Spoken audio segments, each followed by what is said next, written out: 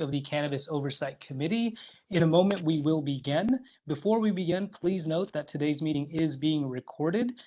For anyone who would also like to make public comment, you'll have several opportunities. There's a general public comment at the very end of the meeting, and there will be portions for public comment for specific items during those agenda items.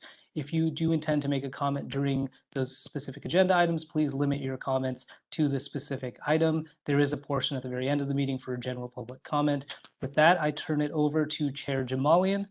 The floor is yours. Thank you, Nikesh. Welcome to the Cannabis Oversight Committee meeting, fellow committee members, public, and OOC. And we have a special guest today from the Human Rights Commission, Director Cheryl Davis. Thank you for joining us today. Today's meeting is going to be mostly about the distribution of the next round of grant funding for social equity applicants. You will notice that several of us will have to recuse ourselves from this conversation.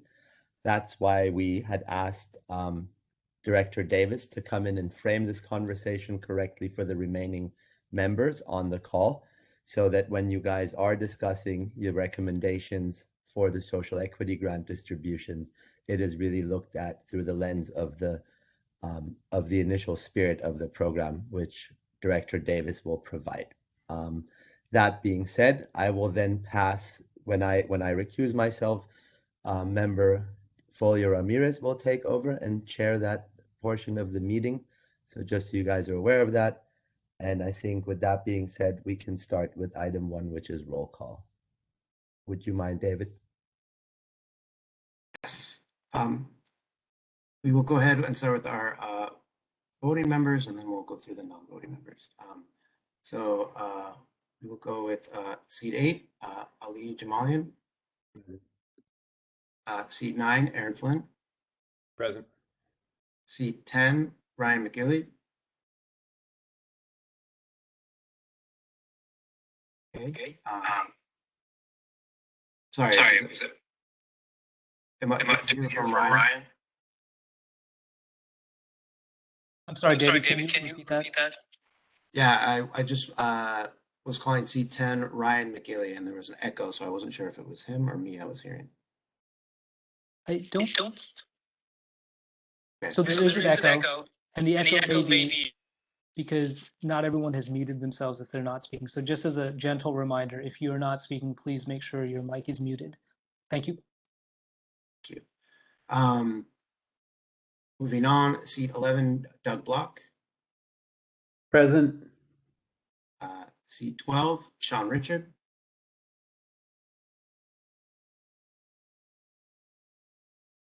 Sean, we can see you. We just need you to unmute.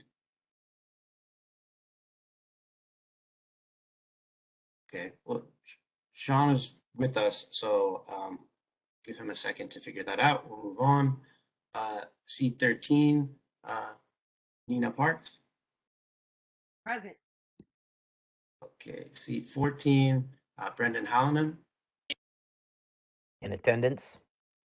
Thank you. Seat 15, Teresa Baglio Ramirez.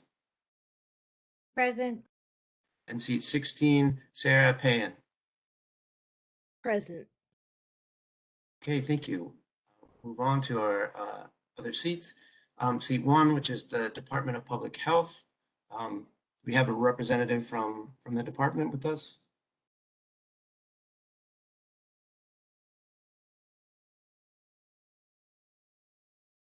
Okay, we will move on to seat 2, which is the representative from the police department. Do we have a representative for seat 2 today?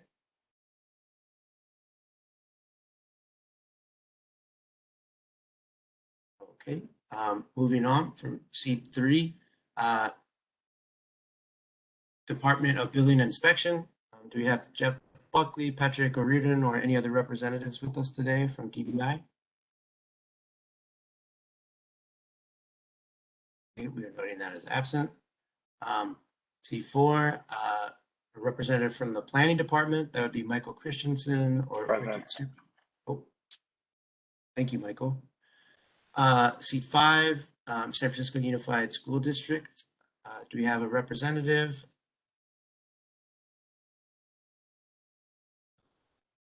absent for the time being. Seat 6, which is the Entertainment Commission, is Maggie Weiland, Caitlin Azevedo, or Dylan Rice with us today, or any other representatives? Dylan Rice present. Thank you. Dylan Rice, thank you. And finally, seat 7, which is SF Fire Department, is Lieutenant Rick Fogari with us today. Present. Thank you. Okay. Let me just come back to seat 12, Sean Richard. Great. Thank you. Can go ahead and make sure that we have you as present. I will hand it back over to you. Thank you, David. Agenda item 1 is now closed. Moving on to item number 2. Please take a few minutes to review the agenda for approval. I'll check back in a minute or two, and then I urge you to open public comment, and then we'll take a vote on the minutes. Agenda, sorry.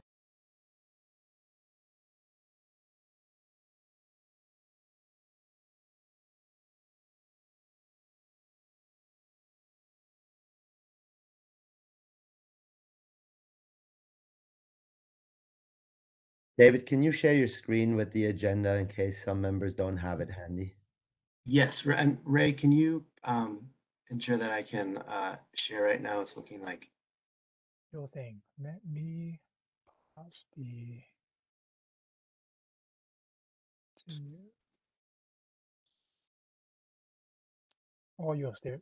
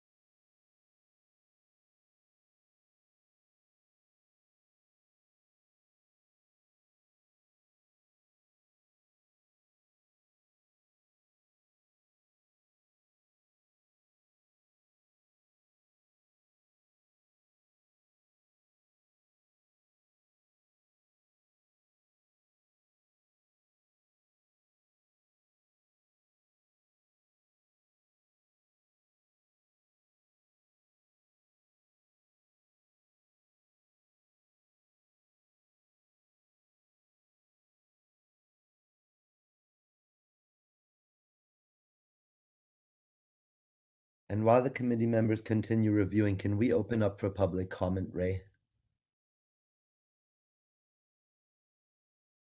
Sure thing. Thank you, Chair Jamalian. Let me enable the chat function now.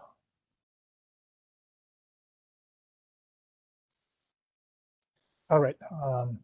Regarding public comment, for members of the general public who wants to provide public comment on this particular item, you may do so with 2 options.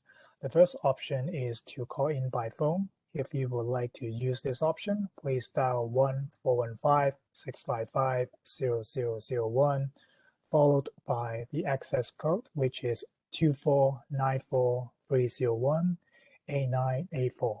Then press *3 when prompted to do so. You may be muted if there are others in the queue before you. If so, please wait until your line is unmuted to begin your public comment. The second option is to provide your public comment via the chat function. The chat box is now open, and I will read your comments as they come through. Chair Jamalian, I am going to check the attendee list to see if there's anyone waiting to speak. See none. And I'm also going to check the chat function now. Chair Jamalian, there's no public comment submitted in the chat function. Thank you, Ray. In that case, I open up to my fellow committee members for discussion and voting to adopt the agenda. Through the chair, motion to approve the agenda. Second. Thank you. Can we get a vote? Yes. Seat 8, Ali Jamalian. Aye. Seat 9, Aaron Flynn. Aye. Seat 10, Ryan McGeely. Oh, has he joined us yet? Aye. Yeah. Okay. So can we be sure to Add to the notes that Ryan McKinley is not present. Seat 11, Doug Block. Aye. Seat 12, Sean Richard.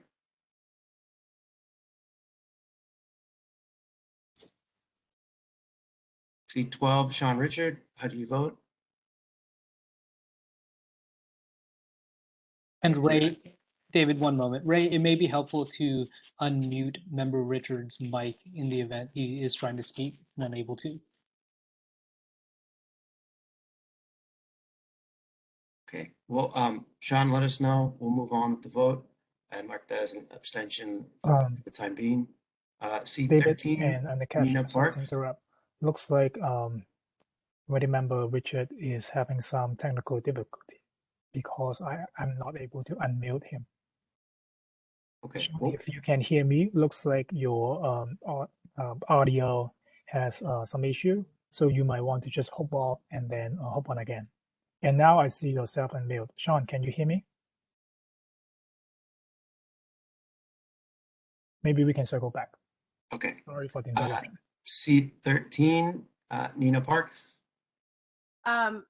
Sorry, I didn't bring this up before, but the question, wasn't there supposed to be a presentation by the Human Rights Committee prior to the discussion of the distribution of the grant funds in regards to equitable and like racial justice lenses to have this discussion in? And why didn't it make the agenda even though we engaged in conversation around it? It's on the agenda.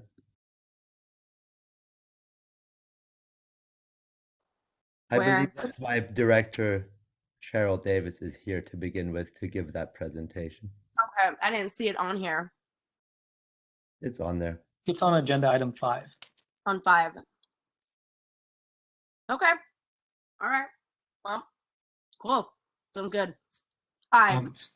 Okay, thanks, Nina. Seat 14, Brendan Hallinan.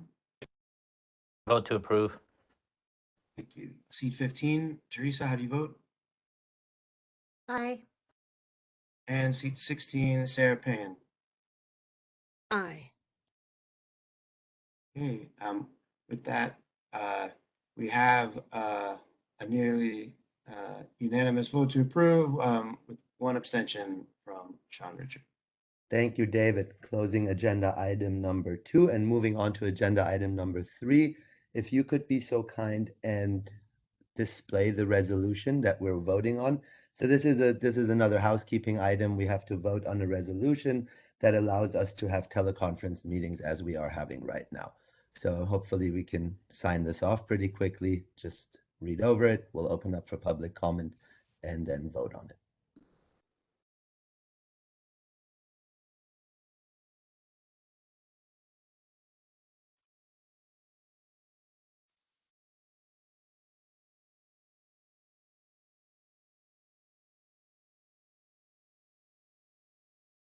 And just to add, this is required by the state for the validity of our meeting, so it should be a pretty short point.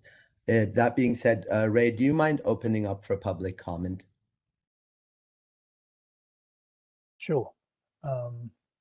Let me enable to the chat function now. Chair Jamalian.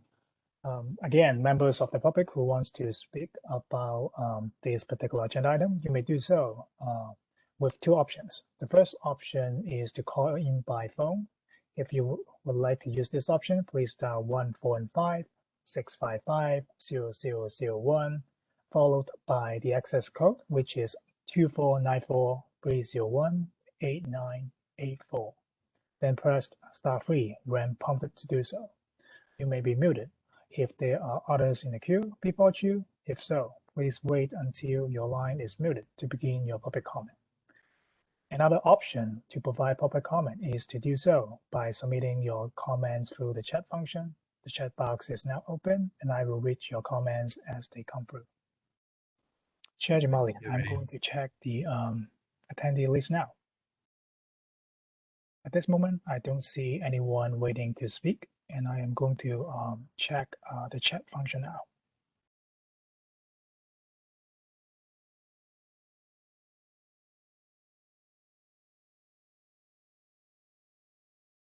Chair Jamali, there's no public comment submitted through the chat function. Thank you, Ray. In that case, I'll open up the discussion with my committee members. Would somebody care to put forth a motion to adopt this resolution? Make a motion to adopt as written. Second the motion. Thank you. Can we get a vote, David? Yes. Seat 8, Ali Jamalian. Aye. Seat 9, Aaron Flint. Aye. Seat 10, Ryan McGilly. Quick question. Are we going to be doing this every month, or is there a way we can kind of do it on like a longer scale? Or is it just part of the law that we have to vote every 30 days? Ryan, this is Nikesh. That's a very good question, and I'm happy to address it for everyone. For as long as these meetings are happening remotely, we will have to adopt these motions. However, there's a very strong likelihood that these meetings will resume in person, and when that happens, the findings will not have to be adopted. So the short answer is yes, this process will have to be repeated, but I'm not sure that it'll be a factor for these meetings too much more moving forward. Thank you. Aye. Okay. Seat 11, Doug Block, how do you vote? Aye. Seat 12, Sean, are you with us? And if so, how do you vote? Sean might still be having some technical issues. Seat 13, Nina Parks. Aye. Seat 14, Brendan Hallinan. Vote to approve. Seat 15, Teresa Foglio Ramirez. Aye. Seat 16, Sarah Payne. Aye. And with that, the motion is approved. Thank you, David. Closing agenda item number 3 and moving on to number 4. If you don't mind showing last meeting, the minutes of the last meeting from October 6th, so we can review and then vote to approve or make edits if anything was captured wrong. Yes.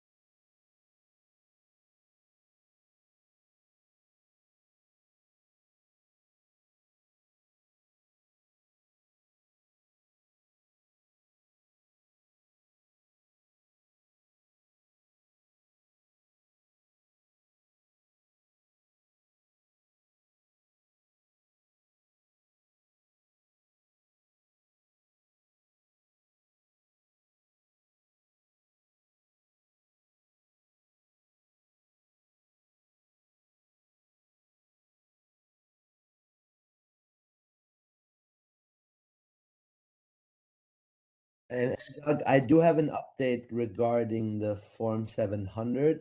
Apparently, because we are only an advising body and we don't make decisions, just recommendations, I believe, and Nikesh, please correct me if I'm wrong, that we were exempt from those or that those would not be appropriate. Is that correct?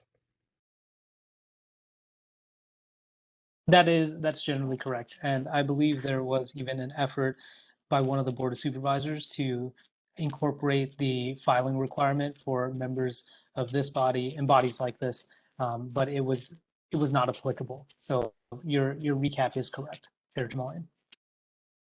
Thanks, Nikesh. And then Ray, can we open up public comment while we continue to review?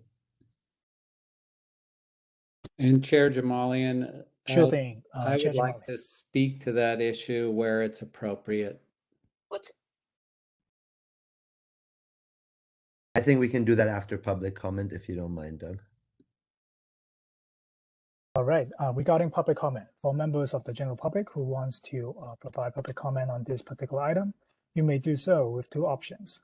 The first option is to call in by phone. If you would like to use this option, please dial 1-415-655-0001, followed by the access code, which is 2494301-8984. Then press *3 when prompted to do so. You may be muted if there are others in the queue before you. If so, please wait until your line is unmute to begin your public comment. The second option to provide public comment is to submit your comment through the chat function, and I will read your comments as they come through. Chair Jamalian, I'm going to check the attendee list now.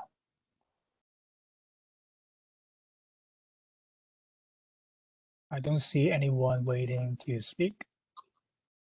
And Hey, Ray, this is Nikesh. It looks like there may be a call-in where a hand is raised. Okay. Yes, there's no public comment submitted in the chat function, and I'm going back to the attendee list.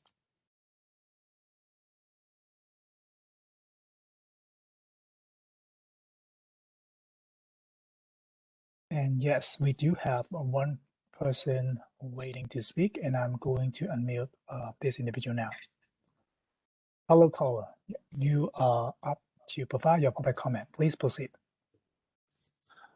Thank you for finding me in public comment. I am Charlie Pappas from Divinity Tree, or hopefully looking for a permit soon. I am a retail salesperson. I'm calling to affirm that yes, the minutes were attached to this agenda, and I appreciate that. In this minutes from last time, it did say that the minutes were attached previously. I never found that, but you're on the ball now. The minutes are there. It's a very great agenda and clear from the minutes from last time.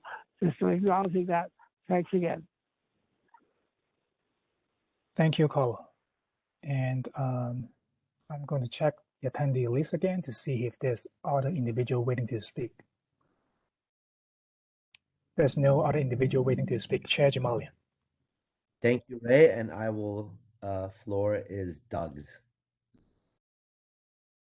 Thank you, Mr. Chair. So I had also heard the same thing on multiple occasions, both from the Office of Cannabis, the City Attorney's Office, and also Supervisor Chan's office about the fact that, as you state, we are an advisory committee and therefore we don't have to file Form 700s disclosing our financial interests. However, I read the email that was sent to us today that outlined procedures to recuse ourselves. And as we are going to take up this issue of grant funding, I believe most of the people who are on here today as voting members have to recuse themselves from that discussion. And given that, I do think that the importance of the Form 700, which brings transparency to the members of the public to see where our financial interests are around even advisory motions that we make, is important. And so whether now is the time to discuss or in the future, I would like to suggest, although we're not compelled to do it, that we ask all of the members to voluntarily submit Form 700 forms of financial interest so that the people who come to these meetings and watch our deliberations know where our interests are. And I would be happy to file one myself. Thank you, Doug. I'm not in disagreement with you. I think we are an industry where disclosures are already kind of foreign to us to an extent, and there's been a lot of disclosures to the point where a lot of our addresses were published, and we were, you know, potential victims to burglaries and crimes. So I don't know what this form exactly looks like. I think, as to your point, today some of us will disclose some financial interests we have in different operations as we recuse ourselves. I feel that does create a level of transparency, but I'm happy to explore this with you and talk to the city attorney's office, who's unfortunately not on this call today, because transparency can't hurt, but it has to be safe for us to do so as well. Thank you. And I appreciate the safety concerns. Absolutely. Any other items that you want to discuss about the agenda? Any committee members? I think, Ryan, you had raised your hand or started to. Okay, do we want to put adapt the minutes as they are? Motion to approve the minutes?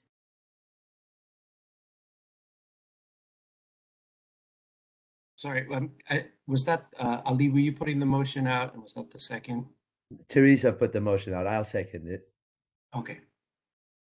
Thank you. We'll move forward with the vote. Seat 8, Ali Jamalian. Aye. Seat 9, Aaron Flynn. Aye. Seat 10, Ryan McGilly. Aye. Seat 11, Doug Block. Aye. Seat 12, Sean Richard. Aye. Seat 13, Nina Parks. Aye. Seat 14, Brendan Hallinan.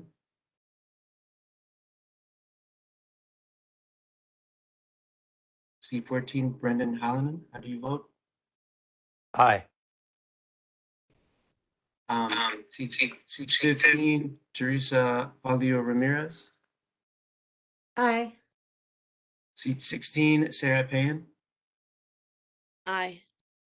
And with that, the motion passes. Thank you, David. Agenda item 4 is now closed, and now we're going to move on to agenda item 5, which is the agenda item around which some of us have to recuse ourselves, and why Director Davis is here to frame the conversation from the right lens for the remaining committee members, but also for the public. It's very important, to your point, Doug, that the transparency with the public and that the public knows why we're making these recommendations and from which lens we're supposed to look at them. And as we are talking about transparency, that also brings in the recusals, which I want to be clear that there's some misinformation out there about being able to opt out of applying for a grant to be part of this conversation. There's no such option for any of us. There never has been such an option, and there never will be such an option, because we're still directly affected by any of these discussions. So just to be clear, some of us had these conversations last year with the city attorney's office where we wanted to opt out of taking grant money in order to be part of this conversation, and we were not able to. So that being said, I will probably be the first one to recuse myself now. I have financial interest in social equity manufacturing, distribution, cultivation, and retail. Therefore, I do have to excuse myself, and I will pass on the chair position to Teresa for the time being. Thank you. I too, Sean Richard, would have to accuse himself.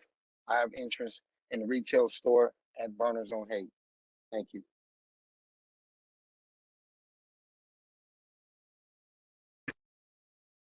This is Brendan. Go ahead. Go ahead, Brendan. Sorry, it seems like bad timing. Yeah, it's Brendan Hallinan. I also have to recuse myself for a financial interest in a current cannabis application, business application.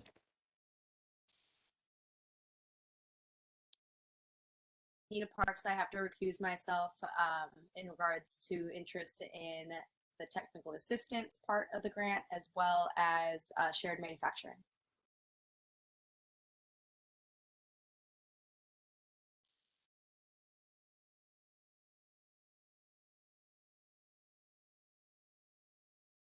Right, so David, will you please confirm that those 4 members have recused themselves from the meeting?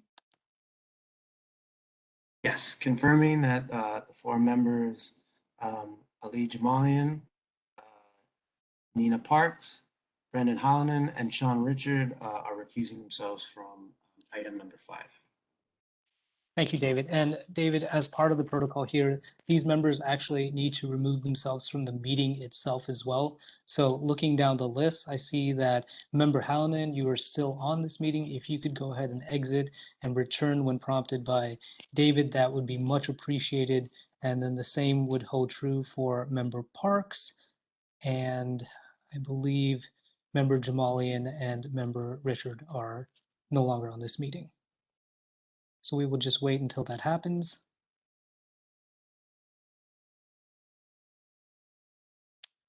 And it looks like we are ready to go. Thank you everyone for bearing with that process. Now we can begin with a series of presentations. The first presentation will be provided by Director Davis of the Human Rights Commission. We are very fortunate to have her here. She will be providing a presentation on a racial equity lens and its importance to this discussion as the committee considers recommendations for the distribution of the next round of grant funding.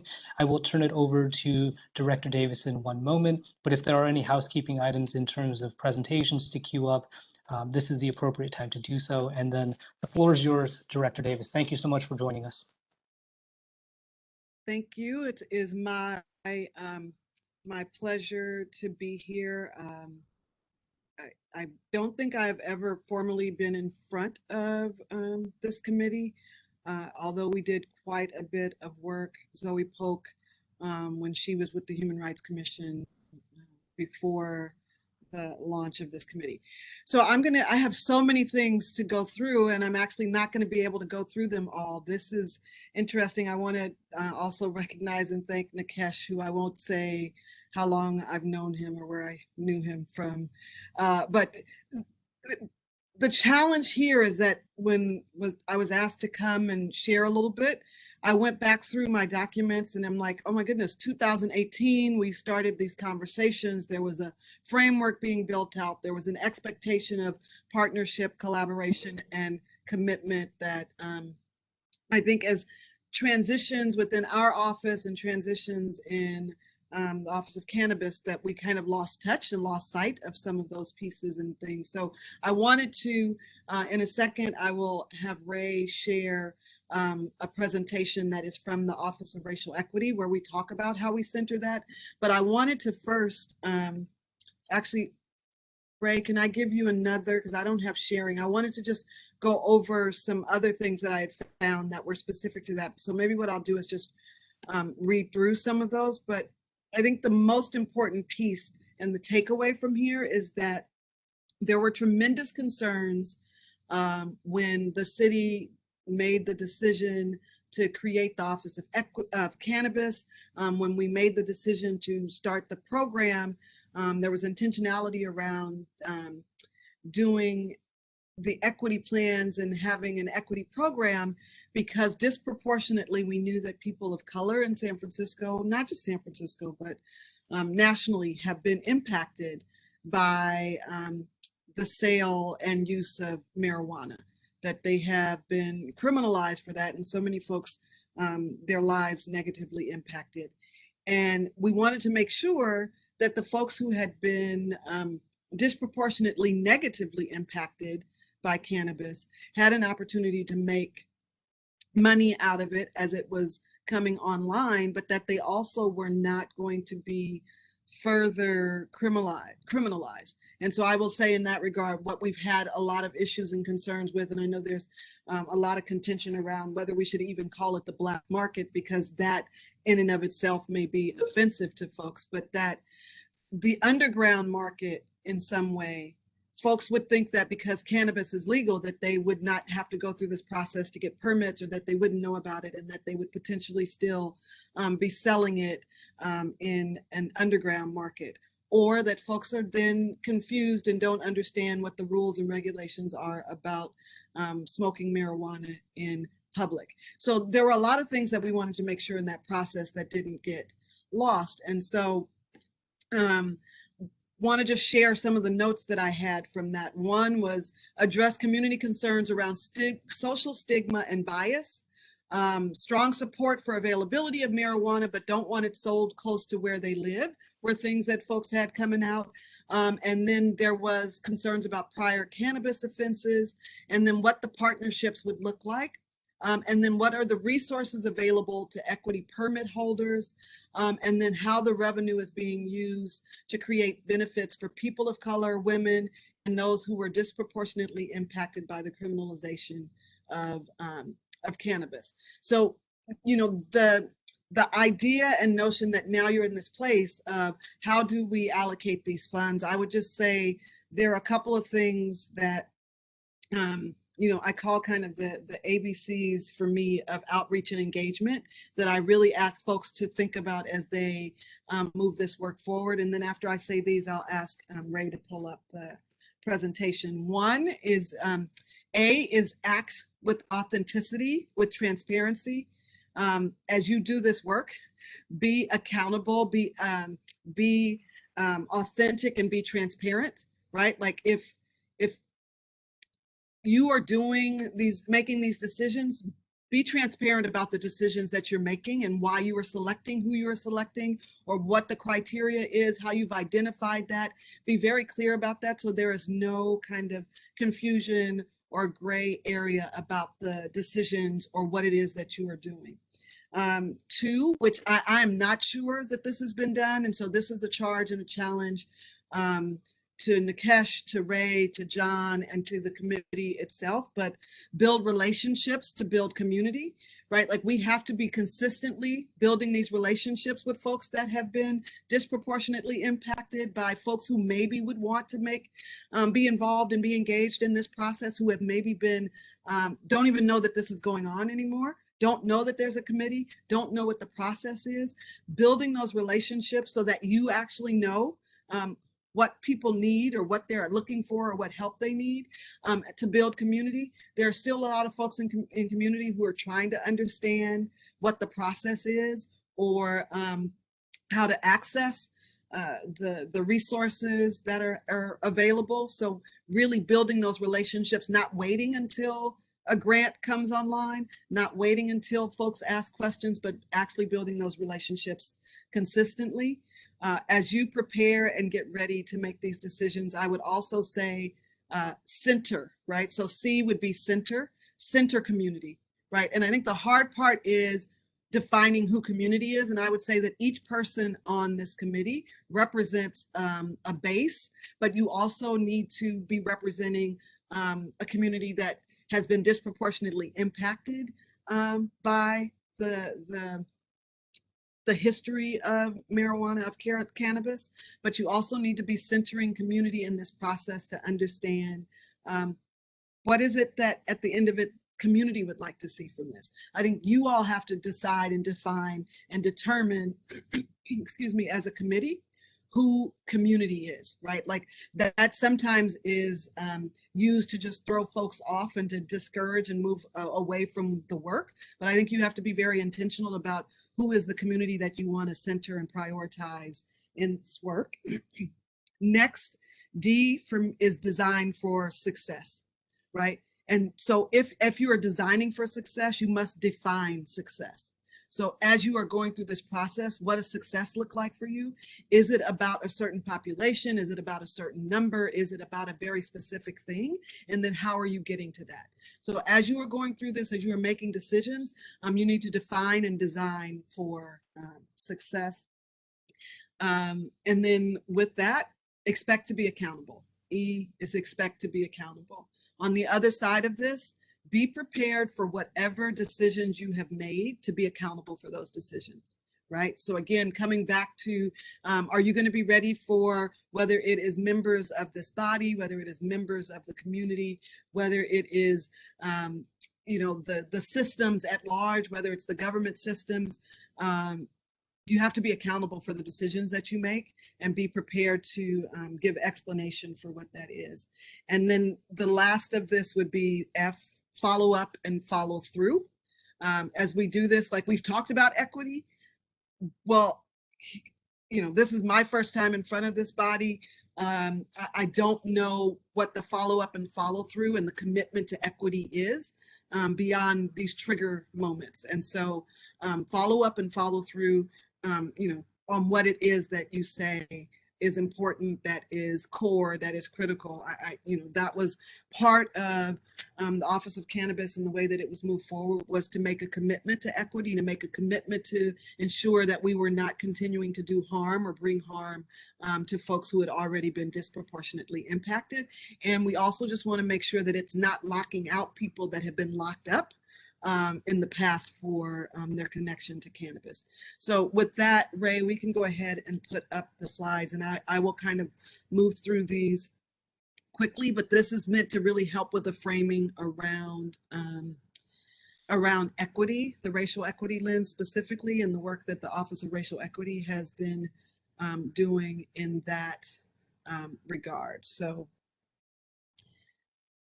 this is, and typically it would have been the director or someone from the Office of Racial Equity that would be sharing, but we are now, Shakira Simley recently left for another role in community. And so you get to be, you get to hear me talk instead of Director Simley, and while we're in the process of hiring a new person.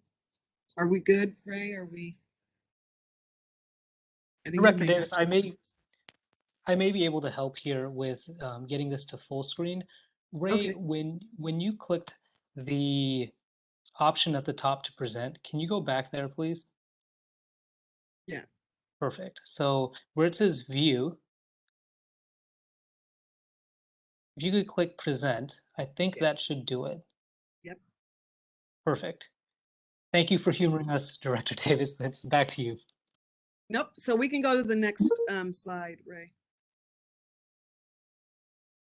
So respecting the moment, this is something that the team has put together, and just really asking folks in this moment in time for us to pause and really understand everything that's happening nationally, locally. How are we respecting that moment, and how are we honoring that to move forward and to really address those issues? So I will just continue to say that we really do want to talk about an impact and drill down on the equity moment in this point in time. From the folks who, when we were doing this in the beginning, was how do we make sure that folks who were disproportionately impacted, right, have the opportunity to benefit now that the laws have changed.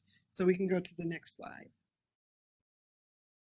And that really requires the transformation of systems, right, to actually get to this place where we all are able to benefit and achieve what the Office of Racial Equity calls collective liberation, right? And understanding how we are all linked and tied together. Next slide, please. And so, again, understanding that we're not working in silos, and understanding the role and the part that even this committee may have. Part of this is around underfunding, underinvestment, the lack or crumbling infrastructure.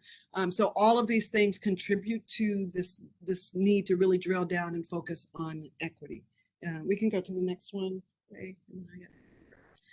So this is just background on the Office of Racial Equity, which the principles that I'll share in the next one really were part of what was used in building the equity program for the Office of Cannabis. And I don't know, Nikesh, if you all have the Office of Cannabis, you can go to the next slide, but if you all have shared your equity action plans, or if how involved the committee was in that. Do you know, Nikesh?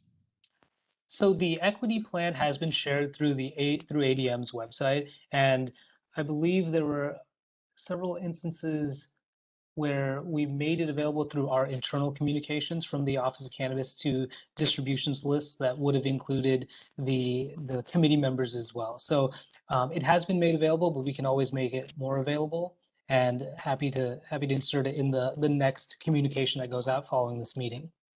Yeah, and I would just really ask that you provide space for the committee to actually review it and discuss it and talk about how it applies or impacts the committee's work as well. And so with that, I say that because one of the mandates of the Office of Racial Equity is for all of the city departments to develop racial equity action plans, to identify racial equity leaders and teams, to do policy analysis, to create budget equity tools, and to talk about racial reconciliation. And so really a lot of the core work that is supposed to be happening within the department would help inform and build out practices for this committee in terms of making decisions or determination, or how you apply or use a racial equity lens. We can go to the next slide. So we can actually move to the next one. This is more specifically about the Office of Racial Equity. So these are things that, again, if you haven't seen them, go on to, I'll share the link for Nikesh and Ray to share with the group, but go on to the Office of Racial Equity's website to be able to access the Racial Equity Index that's being developed, the Racial Equity Action Plans that have been, there are over 50 of those that have been developed across city departments, where the departments outline and talk about how they're doing that work. And I think it'll be a very helpful tool for this group to use. Budget equity tool, again, I think will be very helpful as you think about and move forward with some of the work that you're trying to do to center and make sure that you use a racial equity lens. And then the racial equity framework and all these other pieces that are happening, but they live on that website, which will be very helpful tools to think about how you do that, very specific to the Office of Cannabis. Next slide. So again, just reiterating and coming back to this understanding and making sure that we are working, and by we, I mean my department, but also the Office of Cannabis and this Oversight Committee on what it is to make sure that we're not perpetuating some of the systems of racism that have actually led to the disproportionality of criminalization that we've seen within the cannabis world. Next slide, I'm not sure. So these next few that we'll go through are really just questions for the committee to think about and to be answering as you think about how to allocate or to use funds. You know, how do you design for racial equity and justice? Those are questions that you should be thinking about as you go through and make decisions about where you're allocating funding. Are you allocating funds that are going to address justice and equity by and large, but also this extra layer of racial equity? Next slide. So these pieces here, again, I think are really critical to the process that you are working on currently. Respecting history. So who's telling the story? What stories are missing? What has happened in the past that we need to be mindful of that we don't repeat? This idea of shifting power. Who is seated at the table? And so when you think about even right now, who's had to recuse themselves? Who's not here, right? Like what voices might be missing, what point of views, what perspectives might be missing as you move forward in this. Really something to think about as you move this forward, because there might be a very important voice, and how do you get that? And that might not happen in this space. And so this is the charge, again, I lay at, you know, the Office of Cannabis, right? For Ray, Nikesh, John, and others, what's the outreach and engagement been to include some of those other voices, to have that to be able to actually share with the committee itself, that you all or that you work with other departments to be able to get that data to bring to this committee so that they can understand those missing voices. And then prioritize intersectionality, right? So again, who's centered? We're centering community, but what are the intersections of that? Like, it's not just about race, and it's not just about geographic region where somebody might live. What are the other pieces that may impact how folks are able to move through things, whether it's socioeconomic status, whether it's housing status, whether it's sexual orientation, whether it's gender? All of these things we need to be considering as we think about this work and who's being able to take advantage or participate in the process. Next slide. You know, revolution is not a one-time event. So just because we were able to, at, you know, 2018 or years ago, get the Office of Cannabis up to get an equity action plan, doesn't mean that we're done and that the work here is done. Right? It is an ongoing process, and otherwise what was revolutionary becomes status quo. It becomes the norm, and it's no longer revolutionary or novel or innovative, because now it has become commonplace. And so just to think about how you are challenging yourselves in this space and place as you move through this. I'm not sure, was that the last one, Ray? No. So how can we push for justice and support community in a pandemic? And it's interesting because I'm really happy to be here, because one of the challenges is that we talked about a lot during the pandemic, but I've been in very few conversations, and you can stop sharing now, right? I've been in very few conversations where there was a centering of cannabis, right? And we've talked a lot about people's health and well-being, their mental health, how they have managed the stress, but we haven't really talked about like how people have cared for themselves or used cannabis in that process. And so I just think, there's so much intersectionality around the work that's happening, but that we are still very siloed in this. So I wonder, I know there was, it's nice to see the fire and the DPH and the police department are participating in this, but do they take what's here back to their spaces and places? How does cannabis show up outside of this committee in those conversations? How are we talking about that? And the social stigmas that I mentioned earlier are still very real in some communities and some cultures, and it's still not widely accepted. And that can be a deterrent for folks, not just using it personally, but also to enter it as a business opportunity. So I will stop there, but really do appreciate the opportunity to come and be with you all. And, if there are questions, I will hang back a little bit to see.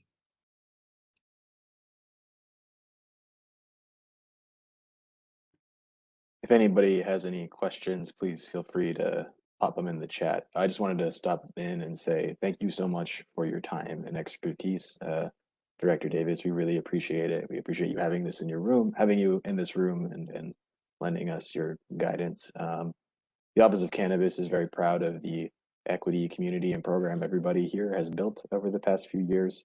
We're proud to continue to prioritize our equity applicants. We're proud to provide millions of dollars in grant funding to our equity community, and we will continue to do that in the future. But we welcome the charge to do better, and we appreciate everybody who's taking the time to have this conversation with us today to do better. With that, I'll just give the floor to Nikesh to open us to next steps. Thank you again, Director Davis.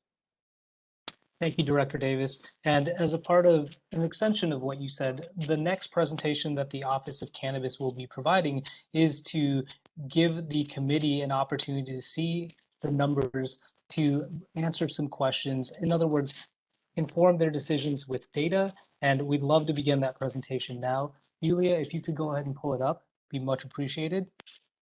Sure. And Yulia, you should be the presenter now. Thank you, Nikesh. Thank you, Ray.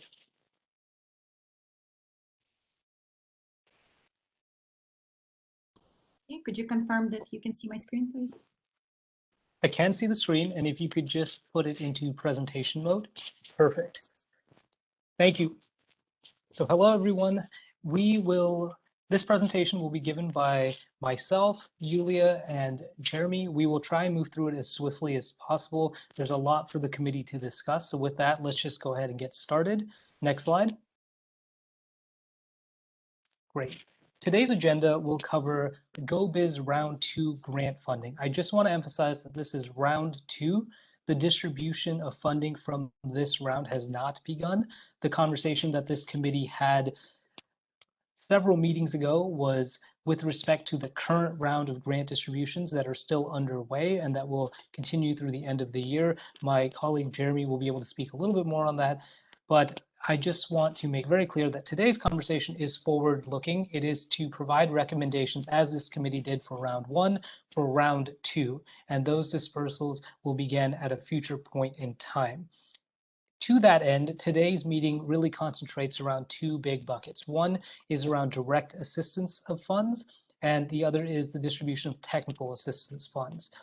As you may recall, with round 1, there were 2 separate pots of funding that were available from the overall pot. One, about 80% went in the way of direct assistance funds, and about 10% of the remaining amount went through 2 technical assistance opportunities.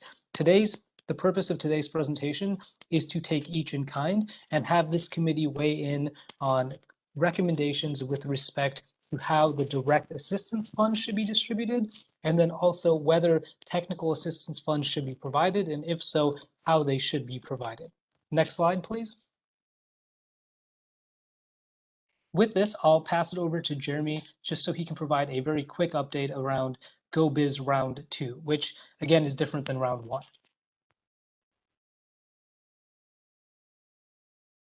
Thank you, Nikesh. Jeremy Schwartz here, Office of Cannabis. recall that the purpose of these grants coming from our state partners, both the governor's office of business and economic development and the now And cannabis Jeremy, this is control is to support startup and Jeremy, this is Nikesh. I think we may be having a tough time hearing you. Ray, can you confirm for me whether we're having maybe some technical issues with the audio input from Jeremy's system?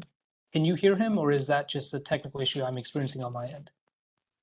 I have the same problem, Nikesh. Good I job, can take over the slide while Jeremy fixes his connection. Great, thanks, John. So as Jeremy was saying, we're talking today about the second iteration of the state of California's Go Business Grant.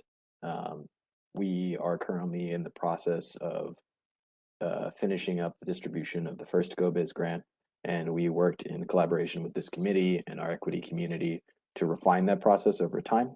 And as we look forward, look into the next iteration, we want to have this conversation as an opportunity to talk about how we can improve what we did last time. So like Jeremy was saying, the purpose of this grant is to address startup and ongoing costs for cannabis businesses and equity applicants. We were awarded a little over $2 million. 10% of that will be dedicated to the administration of the grant. 10% will go to technical assistance for our equity community. As many of you may be familiar with, there's a variety of partners that we work with to provide technical assistance, and that's basically designed to help navigate our process and our city partners' processes. And then the vast majority of the grant, 80%, will be direct grants for our equity applicants. The program is going to run from early 2022. We're not in the next couple of months. We'll start initiating the program until the end date is October 31st, 2022. Next slide, please, Nikesh. And thank you, John. I'm happy to take over from here. As John mentioned, the bulk of the grant funding for round 2 is in the form of direct assistance. It's 80%. 80% translates to a little over $1.65 million. Next slide. And as you can see, the exact amount is $1.645 million. Next slide, please.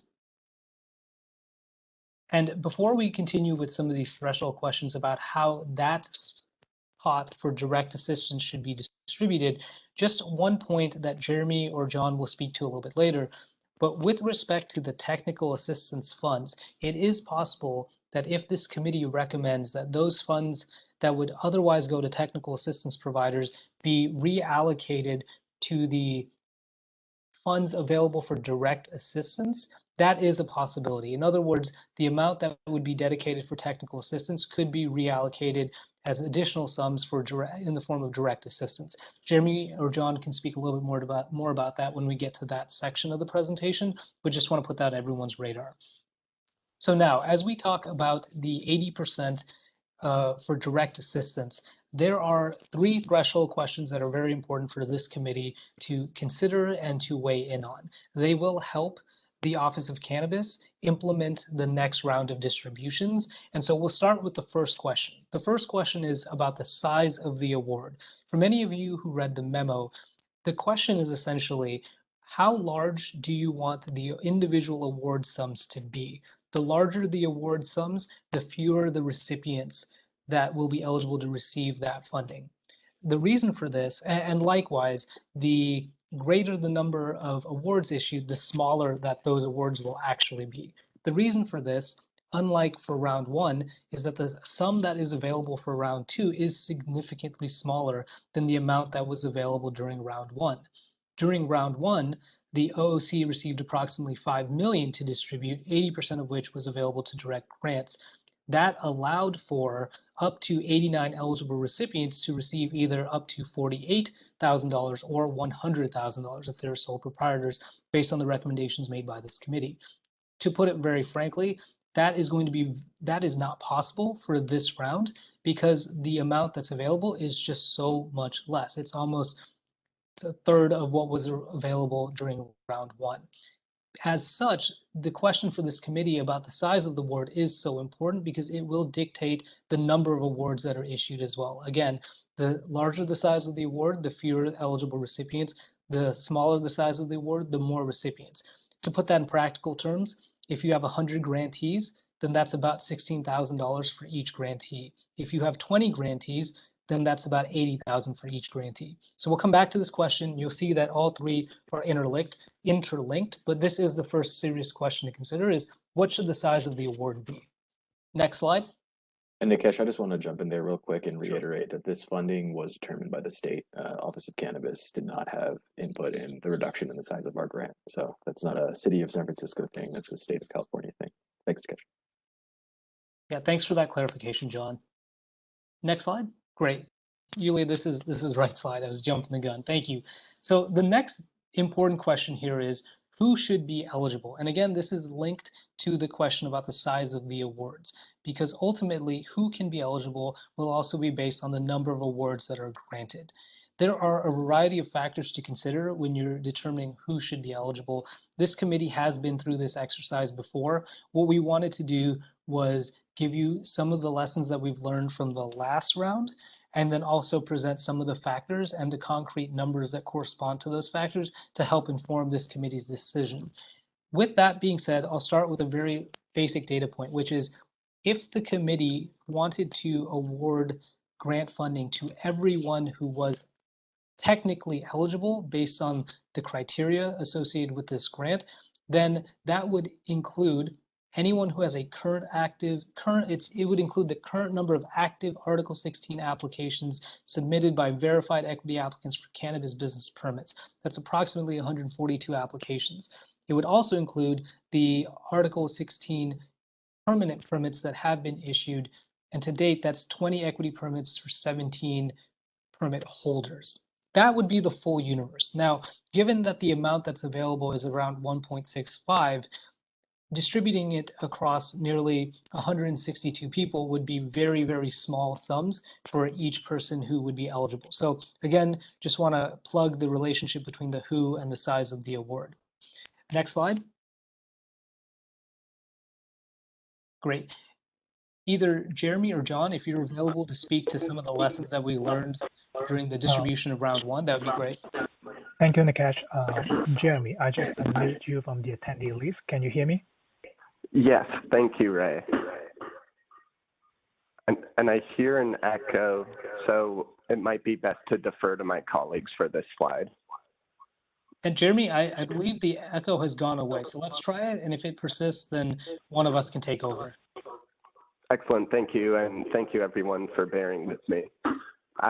Lessons learned include that not all eligible grantees pursued their award for a variety of reasons.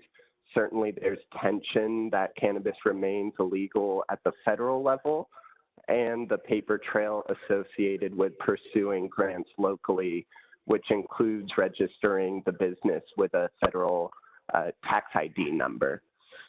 Separately, grantees in later stages of the application process were better able to spend down their award. The community and applicants will recall that the most capital-intensive part of the permit process is at part 2, the build-out stage, when the application is getting close to permit issuance and after folks expend their money to get their premise up to compliance. Moreover, as we're expanding and refining the grant model, we've made strides to provide more flexibility around advancement.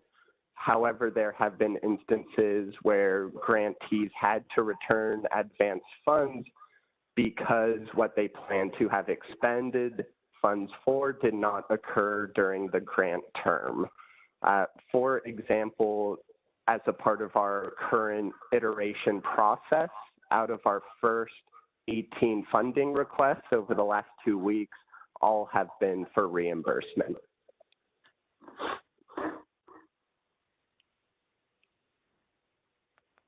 Thank you, Jeremy. So with that, additional factors to consider that this committee has used in their deliberations for round one are first question of at which stage of the application process should businesses be eligible? We did an audit of our own data and found that the number of applications in Part 1 is approximately 22. The number of applications in planning is around 72. Those that are in Part 2 build out, which my colleague mentioned being closest to the permitting, to issuance of a permit, as well as also being able to spend those funds down in a more expeditious manner, that's around 29. And then the number of permitted businesses to date are 17. Again, these numbers are subject to change, and as this committee will remember, depending on when the committee decides to close the pipeline for consideration of who's eligible and who's not, that will ultimately dictate the numbers that you see for each of these phases. But this is just to give everyone a little bit of a ballpark that one way to consider how to distribute these funds is to look at where folks are in the application process.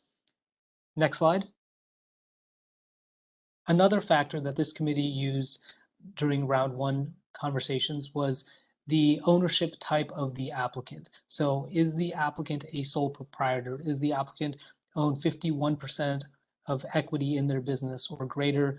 Do they own just 40% or a minimum, at least 40% of the business? Here are the numbers that correspond to each of these categories. There are approximately 23 applications in the queue that belong to sole proprietors. There are about 15 that belong to those who own 51% or more of their business, and approximately 54 where the equity applicant owns 40% of the business. Next slide. Now, the final question for the committee to consider is how the funds themselves should be determined. So the question is about how to determine who receives funding. Let's say, for instance, that the committee decides that those who are, let's just take the example of the recommendations the committee made during the last round. If you are prioritizing sole proprietors at a particular stage, then the question is, how do you determine the size of that group? There's 2 ways that this committee can do that. One is the same method that the committee used last time, which is at a point in time, you set the parameter of who is included in that group, and however many people there are in that particular group at that stage in time, that's the universe of eligible applicants or grantees. The other way of potentially doing this, and it is a very large potential because we do not know if this system would actually be approved and would work within the rules of the city. But another way is to determine a number. Let's say it's 15, let's say it's 20, 30, whatever that number is, and then conduct a randomized lottery to determine who those 30 recipients are going to be. To make that more concrete, if the committee decided they want to prioritize sole proprietors and those who own 51% or greater of their business at all stages of the application process, then implementing the second technique here would mean that you might say, okay, we want the size of the universe of eligible applicants to be 20 people. We want the 20 to be selected from those who are sole proprietors and 51% or greater owners. We're going to take this 20, we're going to set it up against this group that we've identified, and then we'll conduct a randomized lottery to determine who those 20 individuals are. That is one way to determine the how of who receives the funding. The other way is to do what the committee did last time, which is say, here's the group that we've identified, and here is the date that we want to determine the number of eligible recipients. Just food for thought, but we would love for the committee to provide guidance on these 3 questions. I will turn it over to my colleague Yulia now for the second part of the presentation. Thank you, Nikesh. Good afternoon. This is Yulia with the Office of Cannabis. So here I will provide a general overview of some of the grants eligibility items. Many of you might be already familiar with these compliance items. And the first one is the supplier number. So grantees need to be registered with the city as a supplier and have their supplier number communicated to the Office of Cannabis. Another item is 12B compliance. So eligible grantees need to submit their 12B equal benefits declaration.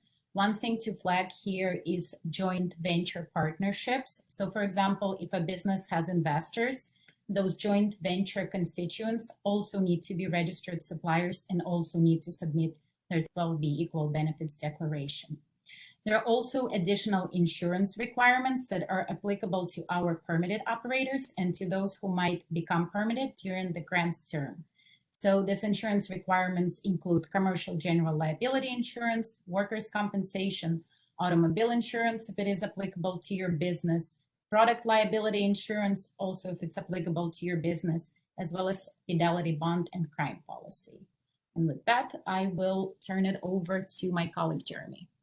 And Jeremy, before you jump in, I just want to provide a little bit of context. Julia, thanks so much for providing this information. The reason it's important to also consider the supplier portal and compliance requirements is that these are additional steps that anyone who would like to seek grant funding that is eligible would have to take. And it's important to keep these in mind because they also impact a person's ability to realize their awards in a swifter manner, in a slower manner. It impacts how quickly they are able to spend the funds down or how long that can take. With that, passing it back to Jeremy. Thank you, Nikesh.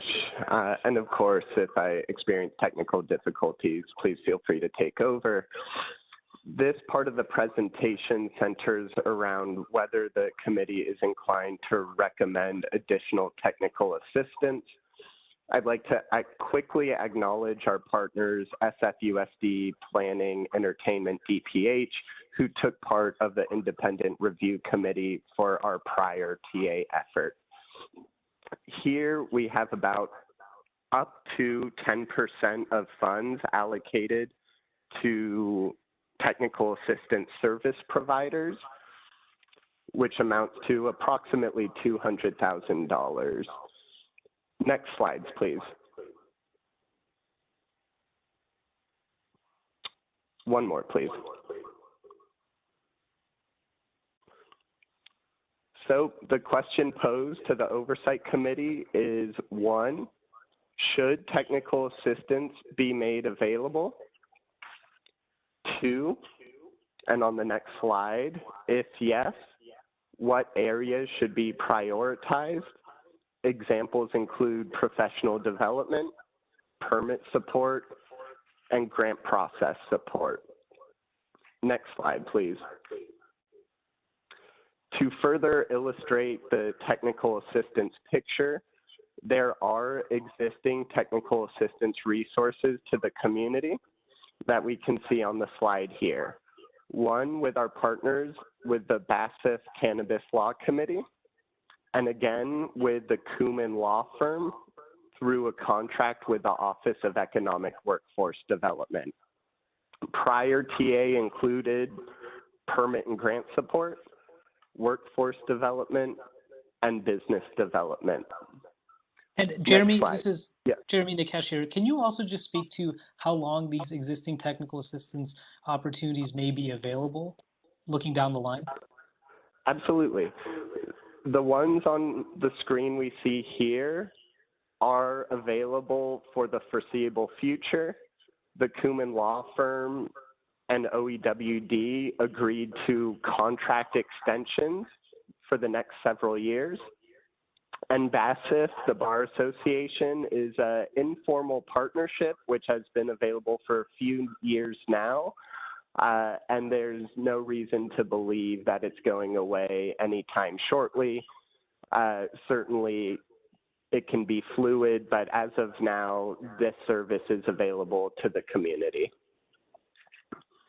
Can I ask a clarifying question just about this slide, please? Absolutely.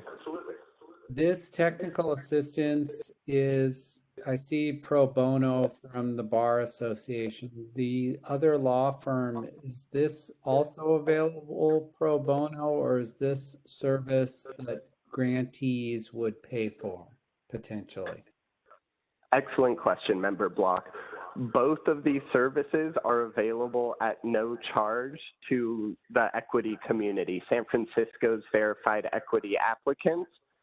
To hone in further on your question, in our experience, the Bar Association may typically make available 5, 10, 15 hours of service, depending on the subject matter expertise of the attorney. whereas the Kuman law firm can make their services available so long as they have funds remaining on their contract. And Member Block, it's also important to emphasize here that these are existing technical assistance opportunities that would be outside of the allocation of current grant funding for additional technical assistance opportunities. So these two opportunities here exist now. They are funded for the foreseeable future, and they would be available in addition to any of the additional existing technical assistance opportunities that were made available through grant funding. So these are through a separate source of funding. Thank you both.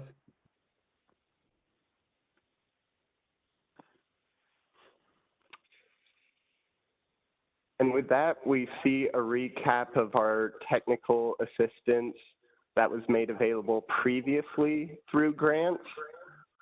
About 94% utilization rate for these services. Under each bucket, 2 TA providers were selected per program area. Next slide, please.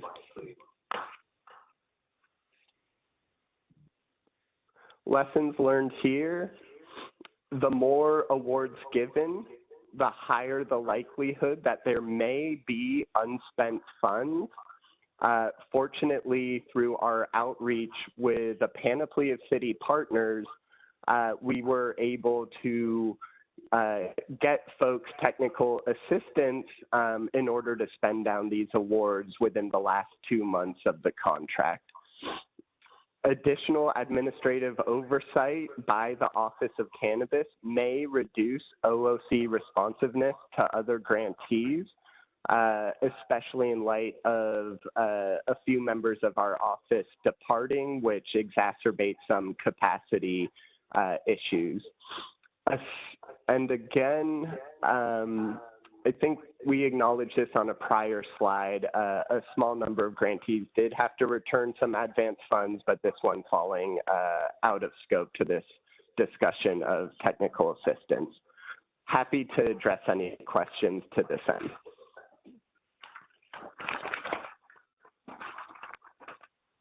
Thank you so much, Jeremy. And with that, I think what makes most sense now is, David, if you could share your screen with the memo that was previously sent to all the committee members and included in the packet materials on the COC's portion of the website, then we can turn over the discussion to the committee members and have them address those questions as they see fit. And Member Foglio Ramirez, I believe that you will be leading this discussion. So if there is any way that I can help with process questions, please feel free to ask. The one reminder I'll pose is that before the committee can vote, they must put this to public comment, and that gives you the option of either going straight into public comment or having a brief discussion, then opening up to public comment, and then returning back for the final discussion, issuance of recommendations. It is really imperative that this committee issues recommendations today so the Office of Cannabis can begin to make the necessary preparations to start the next round of distributions.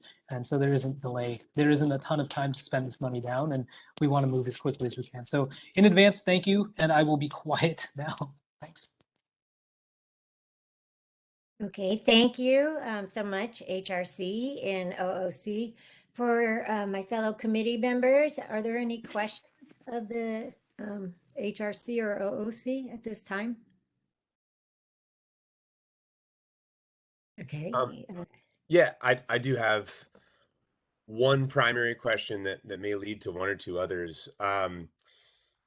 Is for the Office of Cannabis, is there a brief breakdown we could get on how many of the verified applicants for the grant funds are not retail applicants, or a breakdown of which license type they are, this could potentially be being allocated to?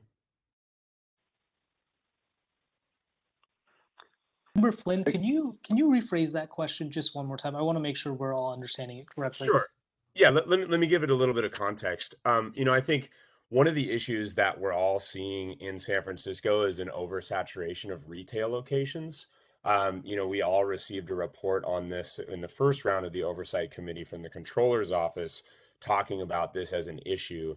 And I think that it's certainly wise for us to consider where exactly what portion of the industry or what segment of the industry some of these grants are going to. If it's going to predominantly retail again, as the first round did, we could continue to see significant saturation in the retail market, making it more difficult for all operators coming online. So my question is, I would like to be able to see which equity applicants who are applying for funds are applying in other sectors aside from retail, i.e. manufacturing, distribution, and cultivation.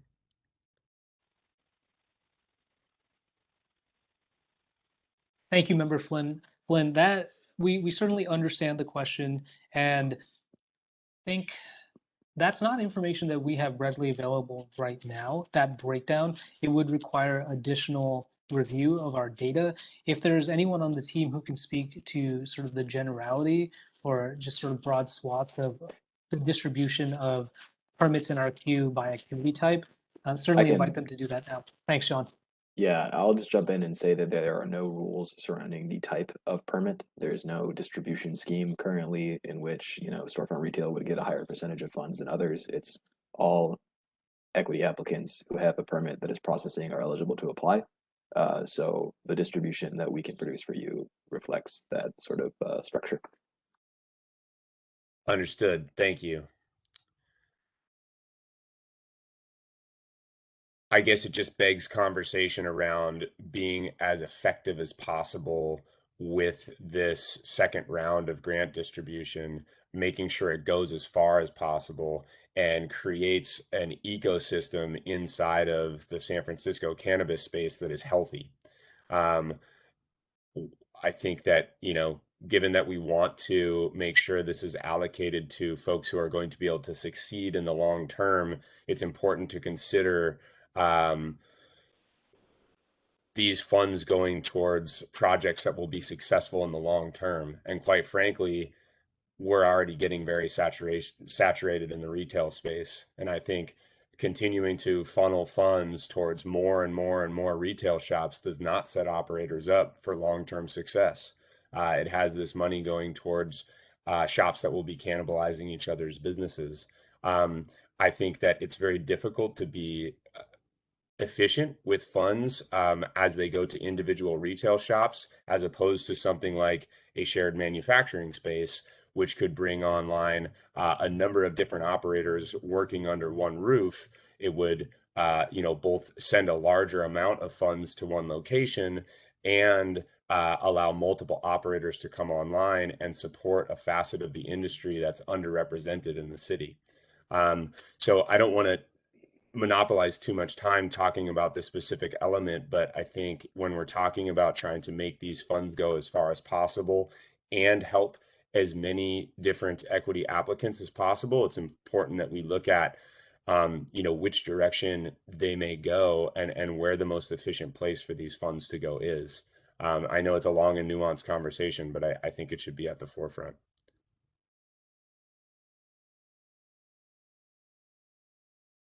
Thank you, Committee Member Flynn. Is there any more questions from the committee members? No question.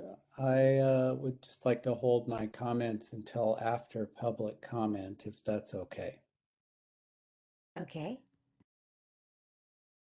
So hearing no more questions, and thank you, David, for pulling up the first question. Let's see, can we, at this time, can we open it up for public comment? Ray, can you please remind folks how to participate? Sure thing. Regarding public comment, for members of the general public who want to provide public comment on this particular agenda item, you may do so with two options. The first option is to call in by phone. If you would like to use this option, please dial 1-415-655-0001, followed by the access code, which is 2494-301-8984. Then press *3 when prompted to do so. You may be muted if there are others in the queue before you. If so, please wait until your line is unmuted to begin your public comment.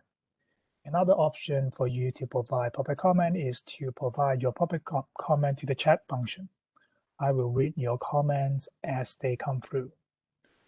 I am going to check the attendee list to see if there's anyone waiting to speak. See none, and I'm going to switch to the chat function now.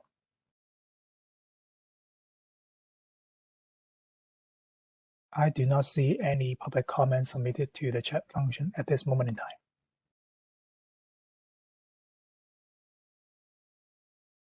Okay, do we want to leave maybe give it another minute or so, or Ray, it looks like That is a good call. Looks like we just received one public comment for the chat function, and I'm going to read that now. This public comment reads, "Hello, thank you. I feel technical assistance is important to operators." And the second part of this public comment reads, "We have received direct feedback from operators that this is helpful." And that concludes this written public comment, and I'm going back to the attendee list to see if there's other folks waiting to speak. And we do have one individual waiting to speak, and I'm going to unmute this individual now. Hello, caller. You're up to provide public comment. Please proceed. Good afternoon again, Charlie Pappas. Excellent presentation by both commissions. Thank you. This is an important issue. Equity, of course, it seems like that's what you're dealing with most. One thing I'm curious about is the number of people that to recuse themselves. Will that affect how will that affect the voting? The other suggestion would be maybe for the second round would be if the OC provided maybe a brief review of, maybe the top 5 or 10 fields that were successful in the first round. And back to example, I think I should just, my position as being a closed dispensary, we should just beat it up for the several other closed dispensaries that are, hopefully we'll get their permits back too. I think that's an important issue. And at least a plurality of our employees were minorities. So please don't forget about the closed dispensaries since 2012. I think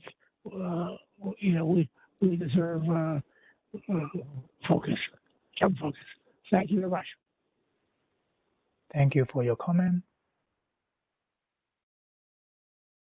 And at this moment, I do not see other individuals waiting to speak. That is also true for the written public comment. I think that concludes our public comment section. Thank you. So public comment is now closed. Committee members returning to the discussion questions posed in the presentations. Let's take each in turn. So let's see, David, could you pull up question number 1? Are you able to see my screen? Yes, thank you. Okay. So given the significantly reduced amount of grant funding available in round 2, does the committee have a preference about the size of the grant awards that are issued? And Teresa, please let me know if you want to toggle back to have some of the additional information that was shared in the presentation. I can pull that back up. Members, do you also have the document as well as part of the meeting package? Yes, and committee members, if you would like David to toggle back, just feel free to say that you would like to view it.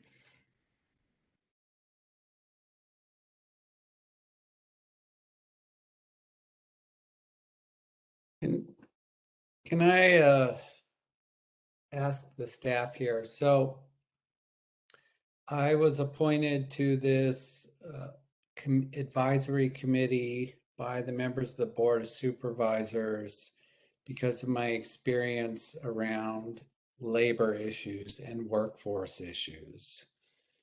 And up to this point,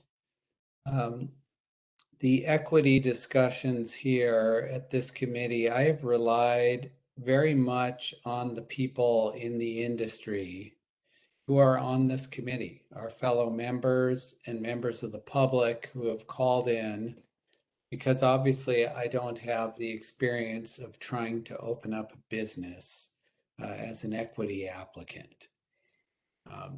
So, because many of our members have had to recuse themselves, whose opinions I would rely on to inform this discussion, I'm wondering if the staff have any recommendations for us about what would be the most effective way to spend this money to support our goal, which my union and I share, in getting more equity applicants into this business successfully.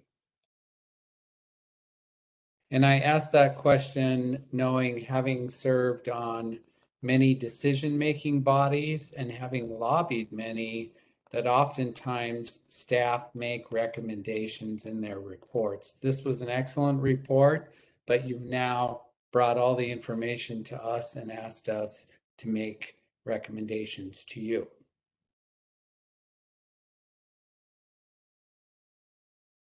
I'd be happy to hop in. Folks can hear me. Nikesh, could I get an acknowledgement if my audio is coming through? You came in a little bit robotic, but your voice is strong right now, so feel free to take over. Thank you kindly, and Member Block, certainly appreciating the spirit of the question. Without wanting to intervene too much, and still giving members an opportunity to provide their input based on their backgrounds, I'd be happy to give a light touch in the office's experience.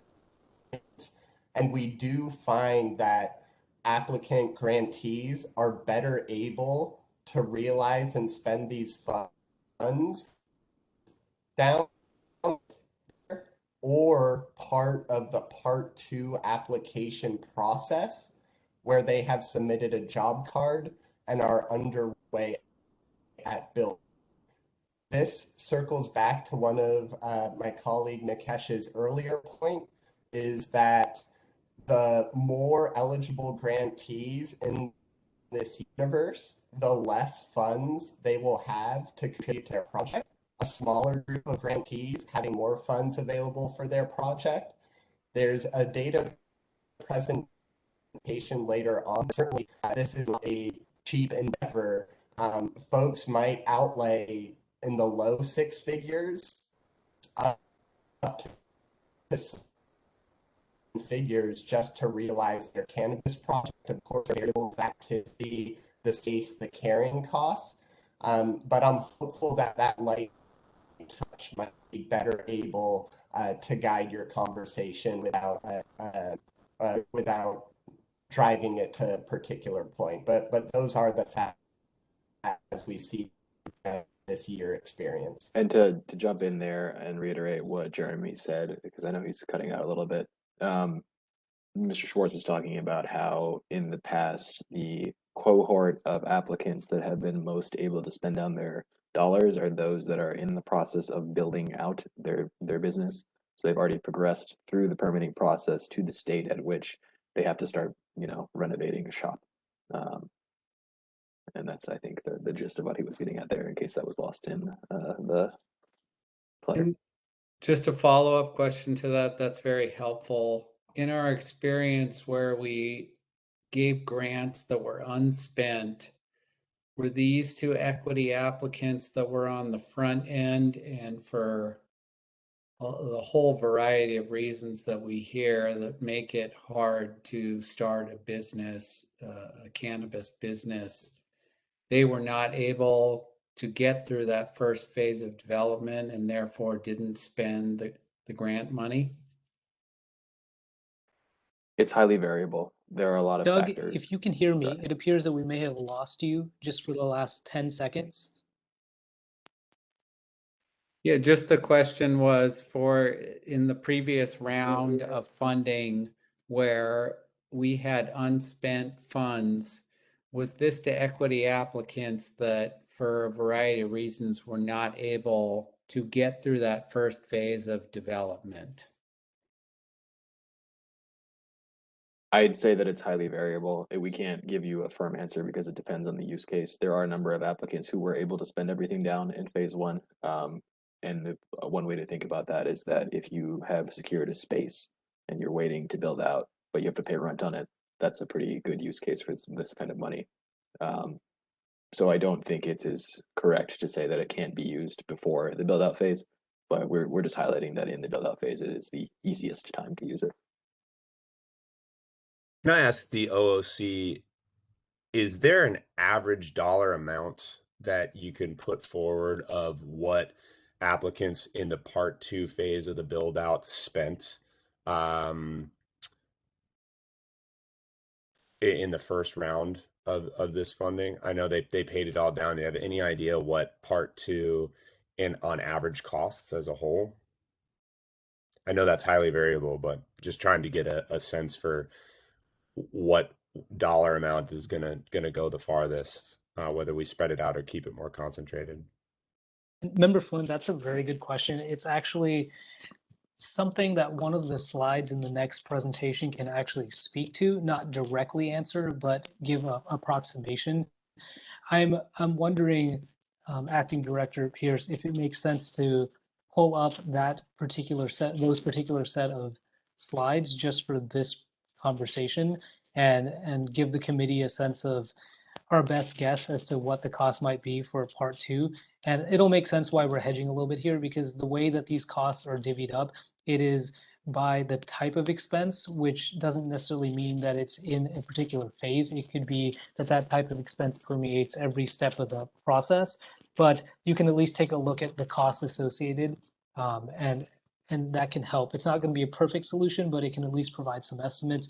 And we will say that those slides speak to the costs associated with 3 storefront retail businesses of varying sizes, small, medium, and large.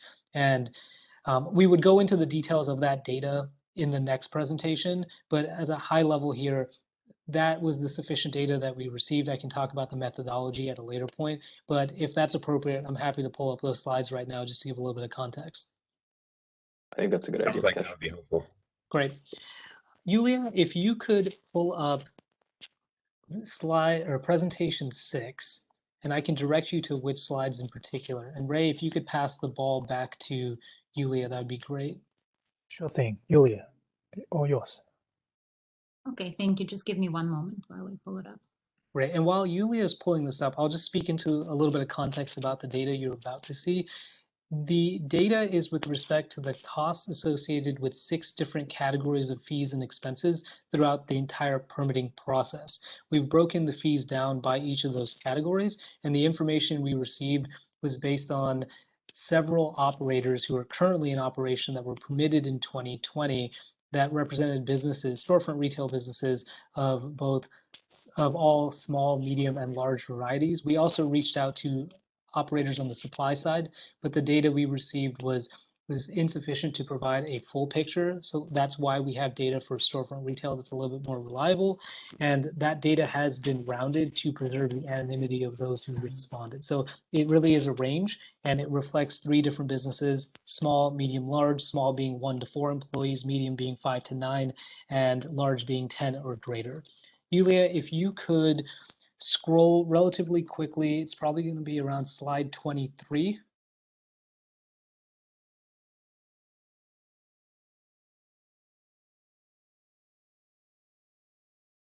Okay, so keep going, keep going. Perfect. Okay, so go back, please. One more, and one more. Perfect. This is great. This slide is, if you could go forward one more slide. Great. So what you're seeing here are the 6 categories of information that the OOC reached out to current operators of Article 16 permanent permits to respond to. The information that you'll see on the next slide, next set of slides, are with respect to the 3 businesses that responded, and these are just ranges. One of the things that's really important to note at the outset here is that the fees and expenses will vary dramatically based on the type of permit you are seeking, whether it's a storefront retail business or a supply side business, for instance, how large your business is, and a variety of other factors that we can speak to a little bit more in the next presentation. But for now, here are the 6 categories that we sought out information from. The responses here are self-reported from the actual operators themselves. They are not information that the OOC independently discovered and verified. These are self-reported figures. So the first category was the application and or process fees associated with city departments. This is to my point earlier that some of the information here also applies to part 2 because there's ongoing interaction with other city departments, even in part 2, as there is with planning earlier in the process and even in part 1 with our office. Category 2 is the costs associated with local permit related services. Category 3, fees related to establishing your business. Category 4, costs related to the state license application. 5 is security services, and category 6 was miscellaneous fees and expenses. So in the interest of time, what I'm going to do here is ask Yulia to fast forward to a couple of slides. So next slide, next slide, next slide, next slide, next slide, next slide, and one more. So we'll just start here. Back, please. So we'll start here. If you're just looking for a sense of the expenses based on the category, here are the ranges. For application processing fees by city department, it can be anywhere between $6,000 to $31,350. For the local permit related services, it can be anywhere between $55,000 to $175,000. Fees related to establishing a business, this is primarily going to be part 1 because it's business formation. So this may not be as responsive to your question, Member Flynn. Category 4, costs related to the state license application. This would happen later in the process. Security services, again, this is something that would happen later in the office. I'm happy to let some of my other colleagues speak to where they think these costs sort of relate with respect to the application process. But the buckets to look here are category 1, category 5, category 4, and category 6. My other team members, are there any other categories that might be helpful in response to Member Flynn's question about the costs associated with build out? I might jump in here to expand on the cost for establishing a business and growing is certainly as time elapses in the permit process, folks solicit additional capital, something equity applicants can do during the permit process. And it's not unusual for folks to need additional services to foster whether their management agreements, bring on new investors, revise their operating agreement. So all to say is it typically happens early on, but those services can accrue in part 2 as well, in addition to costs associated with build out. And Jeremy, just in terms of your experience and our interaction with equity applicants who've gone through part 2, Ray, feel free to jump in here as well. Would you say that the costs associated with part 2 are relatively, do you have a general sense of where they relate to costs associated with part 1 or through planning? Are they generally greater in part 2? Are they on par, or is it too variable to even approximate? To your question, I think it's too variable and not wanting to shoot from the hip here. But certainly, I'll leave it at that. I wouldn't want to misguide the committee. Got it. No, really appreciate that. It is very variable depending on a variety of factors. Just for a little bit of context, Yulia, if you could go back to category 1. So go back one more. Perfect. Here are some of the processing fees by city departments. If you look at the fees that relate to the accessory recorder's office, there's a good chunk there. The Department of Building Inspection, however, is where our respondents reported the bulk of their fees coming, and that would largely be through planning and build out. Ray, am I misspeaking there, or is that an accurate representation that those fees are typically in that part of the process? That is correct. Right. Right, and then next slide. Are there any fees here, Ray, that relate to the second part or part 2 of the process? Not that I'm aware of. Got it. Okay, next slide. Right, this would largely be for part 1, so you can take a look at this. There, as Acting Director Pierce mentioned at the outset of this presentation, much of the permitting fees relate to securing rent and the ongoing payment of that rent. So as you can see here, for the applicants who were permitted in 2020 and were operational, their rent fees varied from 70K to 165K. All right, before continuing with this, Member Flynn, does that help give a little bit of context, and as well as for the rest of the members? Absolutely. Thank you, guys. Right. Okay, I'll turn it back over to you then. I don't need to take up any more airspace. We're still debating question 1. Is that correct, Chair Foglio? Yes, we are. If I may, I wonder if maybe to level set, I might poll the other committee members just to get a sense for where we all think priorities should lie. Personally, I believe that setting folks up for success so that this grant money can go the farthest should be a priority. And I would say that given my own personal experience and one that I know most cannabis operators have been through, it's a very expensive proposition getting a cannabis business online. And so the more funds that can come to an individual, the higher the chance of their success will likely be. As much as we might want to be as inclusive as possible, I feel that, if we're looking at this basic math, 80 people getting $20,000 does not really go that far in trying to get a cannabis business online at all. 80,000 is certainly going to be more of an uplift, and I think see people through to a higher probability of success. And so I would be inclined to say that would be the direction to go, trying to hone in on getting an amount that can actually bring somebody through an essential part of this process would be a place to prioritize. I wonder how the rest of you all feel about that, and if we could set that as kind of our thought process in moving forward in these decisions. Thank you, Committee Member Flynn. Yes, go ahead, Sarah. I was just going to say, Aaron, I completely agree with you because we do want to set people up for success, and having a substantial chunk of money to be able to do that is essential. And I'd also say that I like what we did in our recommendations the last time when we focused on equity that was either a sole proprietor or 51% or greater owned, to make sure that it's going to the people who need our help the most. Excellent. That seems like we're getting through 1 and 2. Would the committee members, do you think it'd be helpful to pull the questions back up? I have a quick question for OOC.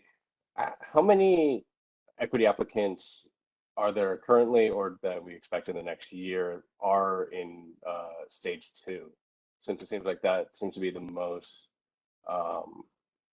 that seems to be where the largest need for the money is and where the most use comes from. Thank you for that question, Member McGilly. Based on the information on one of the previous slides, I can just read it to you right now. Of those businesses that would be eligible for the grant funding, so within the universe that the state criteria allows us to entertain, there are approximately 29 applications that are in part 2 build out.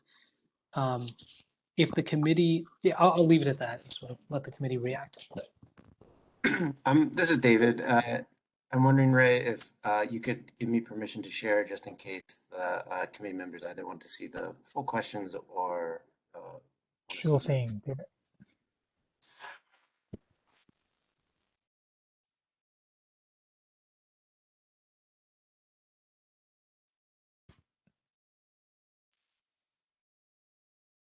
Okay. So for the purposes of quick math, 2 million divided by 29.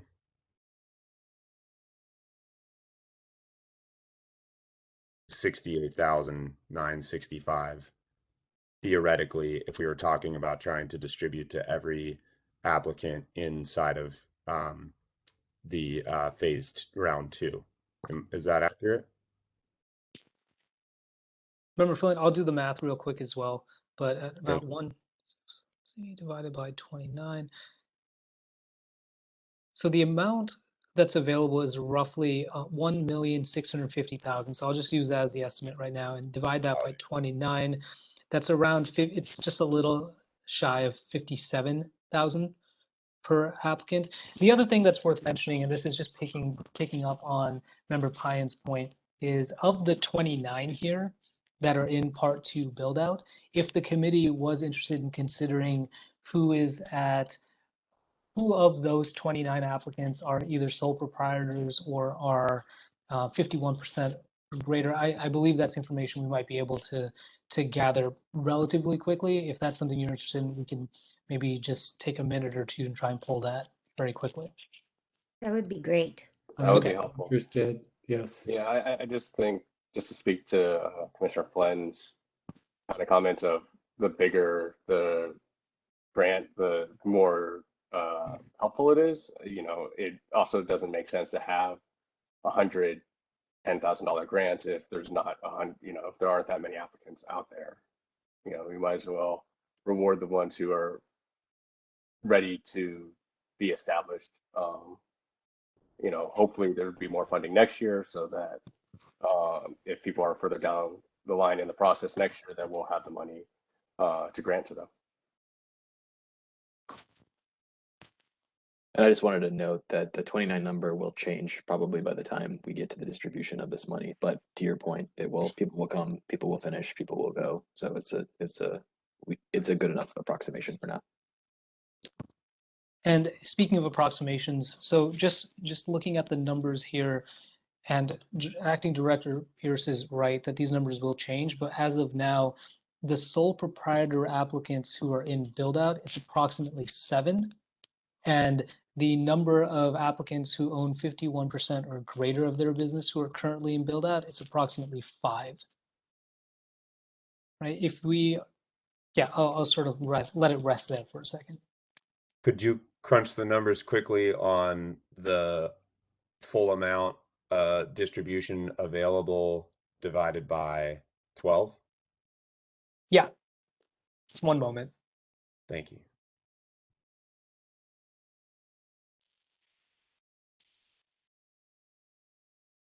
So the 1.65 million divided by 12, approximately 12, it gets you to about $137,500.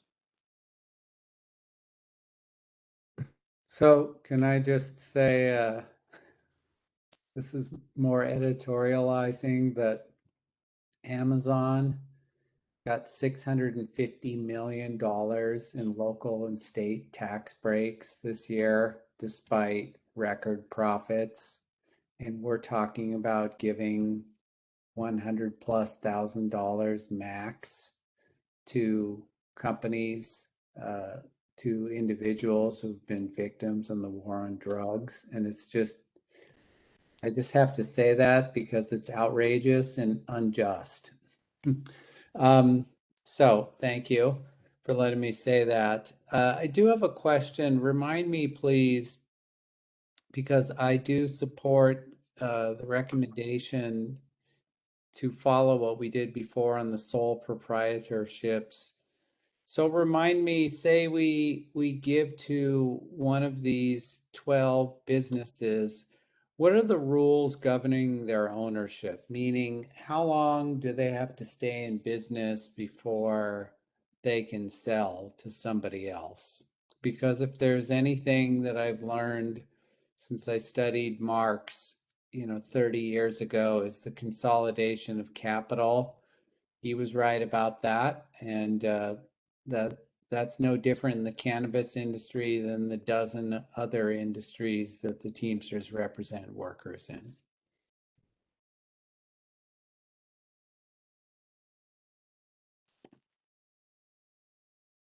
Member Block, thanks for raising that point, and for the comment about Amazon. Can you rephrase that last part of your question, though? So the question is, say we give a grant to a company that is 51% sole proprietorship, which I support. Right. How long does that individual have to hold on to that business before they could sell to a larger non-equity owner? 5 years from the date of initial application submission. Wonderful. Thank you. And it's worth noting that even after those 5 years, depending on the type of transaction and the amount that is being transacted or sold in this case, there would be equity commitments that would have to be made as well. So if you're a little bit more interested on the mechanics of how this works, the mayor's legislation that recently passed goes into the details, and happy to provide that if you want to reach out independently. No, I'm just glad to hear that those protections are in place. Thank you. I think another. Sorry, Nick, it's just a question for the notes. It was 5 years from which milestone? So 5 years, 5 years from when the application is submitted. Got it. Okay, thank you. Another sort of important point to consider here as well is there's also we do have a little bit of data around sole proprietors and 51% or greater owners who have been referred to planning, so the step before build out. And Jeremy, before I give this number, can you just remind me if the numbers that we have are inclusive of the next round or if they're flat figures? In other words, if let's say there are 15 sole proprietors who've been referred to planning, do they include the 11 that have made it to build, or the 7 that have made it to build out, or would it be that those 15 are separate from those who ultimately are in build out?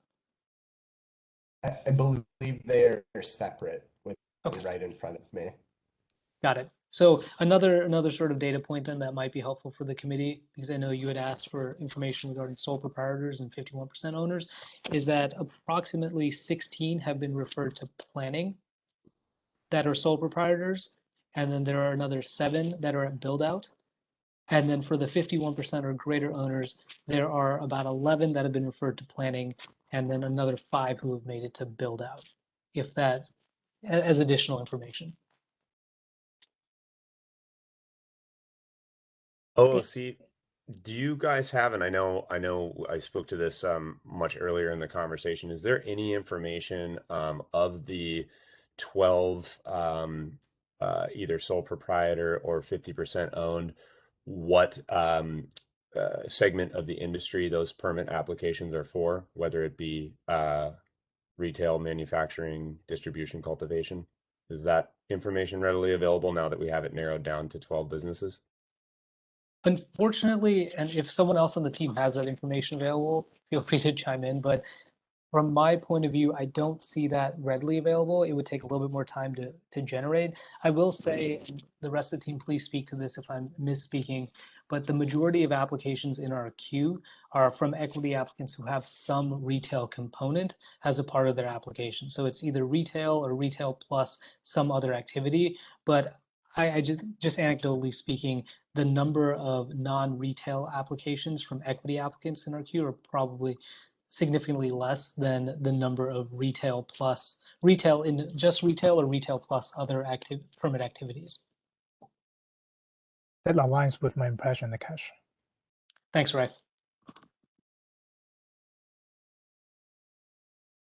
Thank you. And all the information is very helpful. So we appreciate that. Would the committee members like to take a look at some of the questions kind of down the line here, number 3, 4, and 5?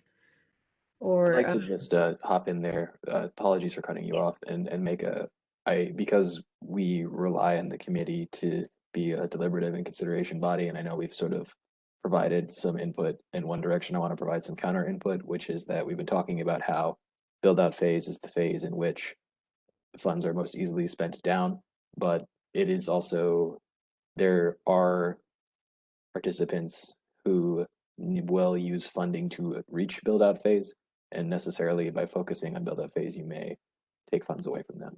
This is a question that doesn't have an answer. I just wanted to advocate for those people as well.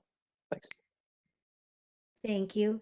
Do we have? Can I speak to that? Because I do appreciate that. And in the back of my mind, and I didn't arrive at an answer, but in the back of my mind, I was arguing with myself, is it more effective to help people get over this hurdle in phase 2 at the expense of not necessarily helping new equity applicants come into the pipeline? And honestly, I'm still struggling with that question. If I may, and the OOC might have more data on this, I believe, and Deputy Director Pierce spoke to this. Oftentimes, getting to the build-out phase requires leasing a space for extended periods of time, and in many of those cases, you have funds going directly to a landlord, only to never move into the build-out phase. And I think that is problematic. I don't think that anybody on this committee would, appreciate the idea of these funds ending up going to a building landlord, only to see that applicant never even move through to the next phase. Just one point. And That's real talk. We've heard that, a lot of that happening in this industry. Thank you. And to your point, I'm also wondering though, if we have more people in manufacturing and cultivation in stage 1, and if there's anything that we can do to support them so that they can make it to stage 2, since we are looking at, it seems like a lot, to what Aaron was saying, we have a lot of retail that's coming through on the equity line. Just something to think about. Yeah, I continue to be interested, and I don't know if we're going to be able to get there. I mean, just talking about a robust ecosystem of San Francisco cannabis, we want the retail locations as much as possible to be fueled by products that are produced and created and manufactured in San Francisco as well. Very ideally, we eventually see equity grown, equity manufactured, equity distributed products on equity owned retail shelves, all within the city of San Francisco. And unfortunately, very often retail just dominates the conversation in San Francisco, and has for some time. And that's my seat in particular is the owner of a non-retail business, and we had to do a lot of advocating originally just to get the rest of the businesses recognized. And I'm a little bit concerned that we're not going to see that healthy ecosystem, especially on the equity side, because cultivation and manufacturing are actually easily as hard and more expensive, if not harder and more expensive, to get off the ground.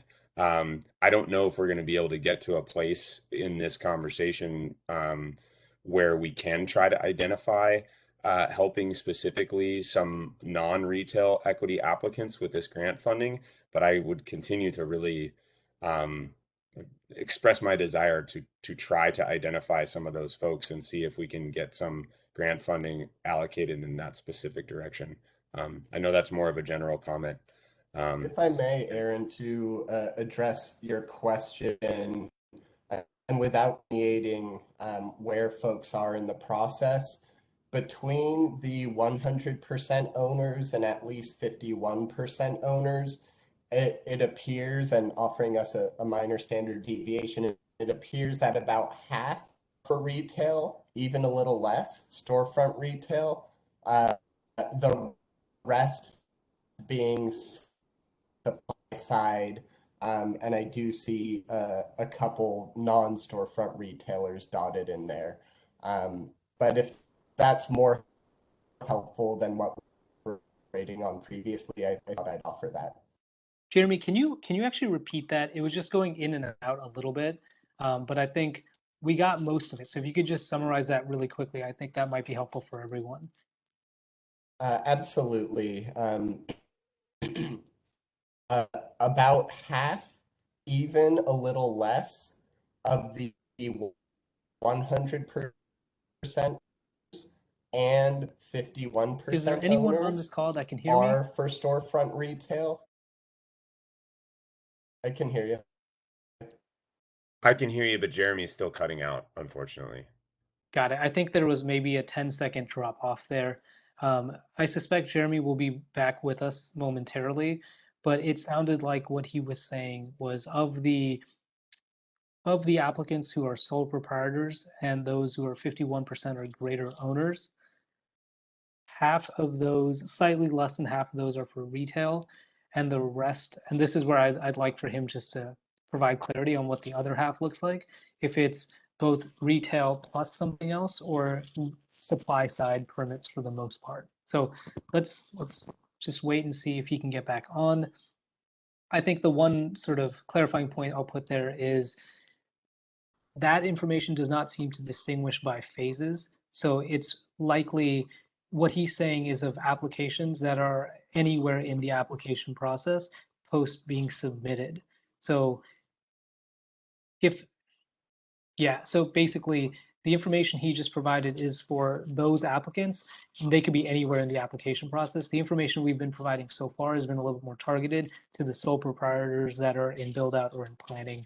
Same with the 51% owners in build out or in planning. But just wanted to make that clear in case it was confusing. And Jeremy, are you back with us by any chance? Testing, 1, 2. We can hear you.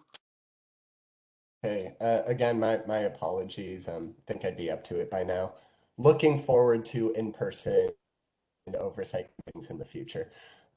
So out of the 100% owners and at least 50% owners, Nish, you characterized it well, about half storefront retail, the rest supply side, including cultivation, seems to be the most sought after, followed by a combination of either distribution or manufacturing. And Jeremy, do those applications also include a retail component, or are they strictly more cultivation and manufacturing permits? The ones I see do not, by and large, do not include a storefront retail component. And Jeremy, those are the applications that you're referring to are at any number of the phases of our process, right? So that includes those that have been submitted, those that are in part 1, planning, build out. Is that right? That is correct. And for the purpose of orienting the conversation, of course, it would be more helpful if we could look into the data further. Out of that number I referenced, it appears that 2/3 are referred to planning or later on in the process. And by 2/3, that would include referred to planning and, well, referred to planning or in build out, right? So anything after being referred to planning. Correct, including approved social equity operators. Got it. And just to do a little bit of quick math, when you're calculating 2/3, do you have an approximate of like the raw number that speaks to? And I can give you an estimate as well if you think that's helpful. So, oh, go for it, Jeremy. It looks to be in the low 20s, referred to planning or after. All right, so just to summarize that, Jeremy, what you're saying is that approximately 20 or in the low 20 is the number of applications submitted by either sole proprietors or 51% or greater owners that have either an application for a storefront retail permit or a supply side permit. I think that's it. Yeah, that are post planning, that have been referred to planning or further down in the process. Correct. Applied by the that are 100% owners or at least 51%. But thanks, Jeremy. So for clarification, we're talking about a group in the low 20s that are supply side equity applicants, essentially in the round 2, approved for planning phase. Is that accurate to say? And Jeremy, I can tease out some questions there and we can take them in turn. So of this low 20 figure, is that only referring to equity applicants who have supply side permits that they're seeking, or is it a combination of supply side and storefront retail permits that they're seeking? The latter, Okay. correct. So it's both storefront as well as supply side. The second question I have is this low 20 figure is referring to the sole proprietors and 50% or greater owners applicants who have either storefront retail or supply side permits that have been referred to planning or are further along in the process. That's right. Okay, so Member Flynn, just to revise your statement a little bit, what the 20 figure is referring to are sole proprietor applicants, 51% or greater applicants who have been referred to planning and are seeking either storefront retail permits and or storefront retail permits or supply side permits. And how is that number different than the number we were talking about earlier on?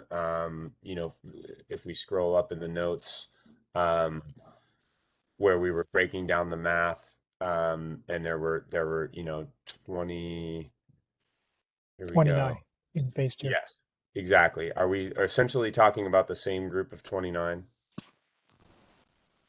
Correct. And the initial thrust of why I chimed to give color to the particular activity. So we reverse engineered it just a little bit, as far as the half or so being retail, half the other side, and without knowing where exactly they are in the process, explain that it is a blend, not predominantly storefront retailers for that figure you just referenced. And member Flynn, I'll also add another sort of explanatory note. That 29 figure that was cited earlier also includes, it's of all applicants. So not just those that are 51% or greater or 100% owners. It also includes those that have 40% of their business and just are at that threshold. So the low 20 figure is excluding the non-sole proprietor and 151% or greater owner applicants. Okay. So that is the difference between the 29 and the low 20 figure. Thank you. And I recognize that a lot of this is dominating the conversation. I want to make sure that I make space for other folks to chime in. I just am wondering if now you guys might be able to help us rephrase kind of an option to propose that this low 20s figure that we've now identified of sole proprietors or 51% owners that we now understand is a mix of both retail and supply.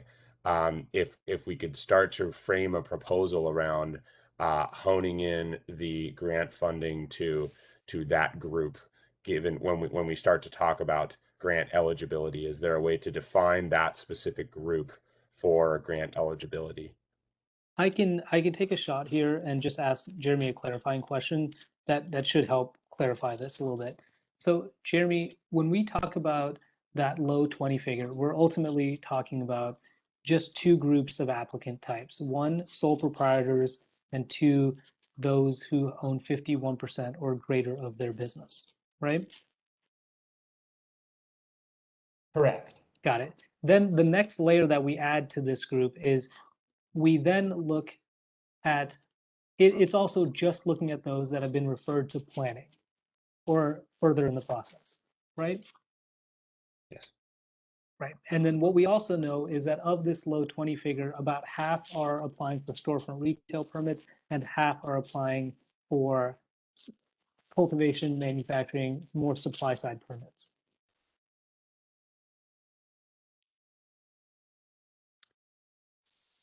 Jeremy, did we lose you? Oh no, I hesitate there because the half calculation included folks earlier in the process. It's hard to know if that translates to after planning, but should be informative that it is a mix of businesses. I think that meets mission in at least what I'm trying to put forward is just making sure that there's some mix included. Thank you guys. That's very appreciated. I think we've honed in. And personally, from my perspective, I would start to advocate for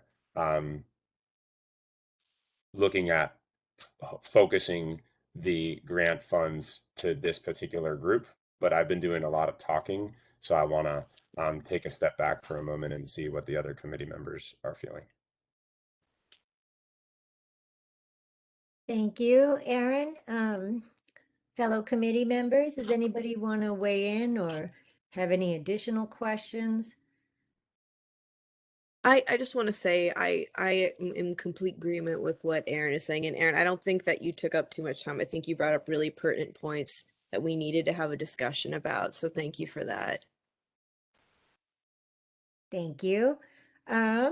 So do we want to now maybe look at questions like 3, 4, and 5 before we craft any kind of a recommendation or make a motion? Maybe we will find some more data points or. Member Foglio Ramirez, just as a lesson learned from the past, what you can also do is you can have someone propose a motion, a recommendation, and then come back to it later. But that way, while this information is fresh, you can get it down in writing and then move on to the next set of questions. You can always revise it a little bit later if that's helpful. Oh, that is very helpful. So does somebody want to craft a motion so while it's fresh in our head? Do you guys suggest that we do a motion per question? So question 1, a motion on that question, and then move on to question 2. How would you guys recommend we organize this? I'll certainly let the rest of the team jump in, but I think for our purposes, the questions were really to prompt a robust recommendation. And I suspect that just based on the conversation the committee has had for the last 10, 15 minutes about the different layers of sole proprietors, 51% owners or greater, those that are past the referral to planning phase, and has a mix of retail and non-retail apps, that answers those questions, just not directly, but it contemplates all of the 3 questions we've asked. The only question that it doesn't directly contemplate is at which point you would want to determine the folks who fall into this category. Because if you set it at a particular point in time, then it captures that group at that point in time. As Acting Director Pierce mentioned, if you wait a month, then the numbers may fluctuate depending on the progress people have made through the process. So that's the one piece that hasn't been directly addressed from the original questions that we asked. But I'll also let the rest of the team jump in here. Is there anything additional that we're looking for that hasn't been factored into the recommendations that seem to be forming under number 2 of the notes on the page? Jeremy Schwartz here. The thing I would add is we are in the process of a current grant effort, which is set to expire February 28th, 2022. No matter where you draw the line, it's shorter in time or later, it's likely we would start the grant effort for this GoBiz 2 following February, likely sometime in March, if that's helpful when thinking of where to draw the line for eligibility.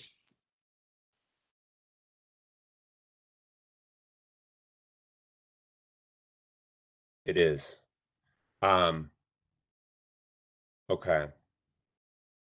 So perhaps it's time to take a stab at the structure of a motion. Yes. So I would make a motion to allocate the second round of equity funds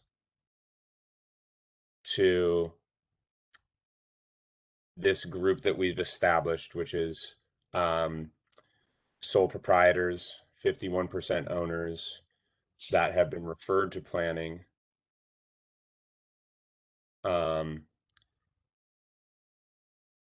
That it refer to anyone who meets that category now. Well, I guess I'm sorry, I need to pause there. Any sense from the OOC between now and February how many more folks might join this particular group?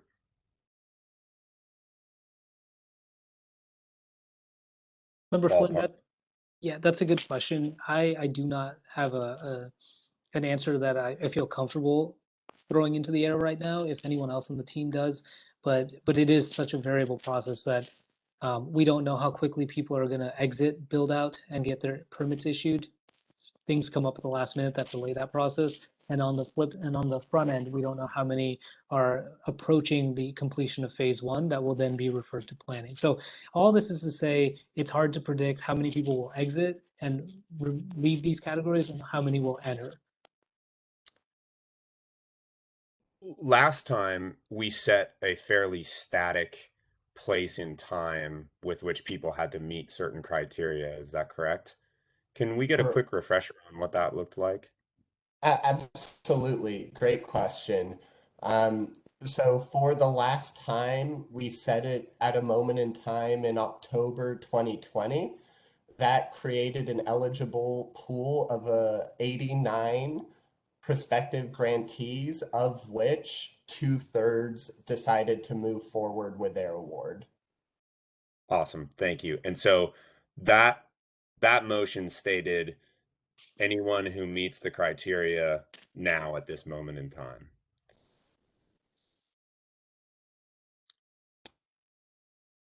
Member Flynn, when you say at this moment in time, does that mean November 17th, 2021? Or right. So last time we said, whoever meets this criteria of eligibility at, on this date, it was the date in October. That's what we did last time. That brought in the pool. I guess I think that's sound, so that we don't have a fluctuating number, and people who do meet the eligibility criteria can understand what the dollar amount they can expect is, and they don't have to wait until February or some other time to see who all joins in. But again, interested to hear from the other committee members how they feel about a static point in time like we did last time, or maybe a date range. I might offer, with sort of Director Davis ringing in my ear, is that part of this to be communicative to our community. And one outcome that comes to mind is if someone, for whatever reason, wasn't moving forward with their project because they had other life priorities, but would now see an opportunity to realize grants fitting within the eligibility that this committee recommends, that some sort of runway seems reasonable as well. I hope that's not too interventionist, but in that spirit, thinking it's reasonable enough to bring up, whether it's later this month, early next month, as an example, without being prescriptive. Thank you for that. We're clearly looking for input, and that's very helpful. So that said, to continue to draft this motion, obviously, I think we'll go through this a few more times. This would include any applicant that meets that category between this date of, geez, what's the date? The 16th? 17th. 17th, and some reasonable period of time, either through the end of this month or possibly till the 17th of December. But certainly open to discuss what everybody thinks that time range should be. I think Jeremy's point is really valid. And we want to give folks time to, recognize the opportunity and make sure that if they had put something on pause, that they have an opportunity to get things back in motion again after understanding the decisions that have been made today, or the recommendations rather. So I'll propose a 1 month time period. I would second that proposal. Okay, so is that the end of the motion, or was that just a second on the month period? I think just on the month period. So are we capturing everything? And then technical assistance is a separate component of this, correct? That's right. And remember, when just a point of clarification here, I'm reading the motion right now. It says allocate second round of equity grant funding to sole proprietors, equity owners that have been referred to planning. So that would mean everyone that has been referred to planning at a subsequent stage. Does that include permitted operators as well?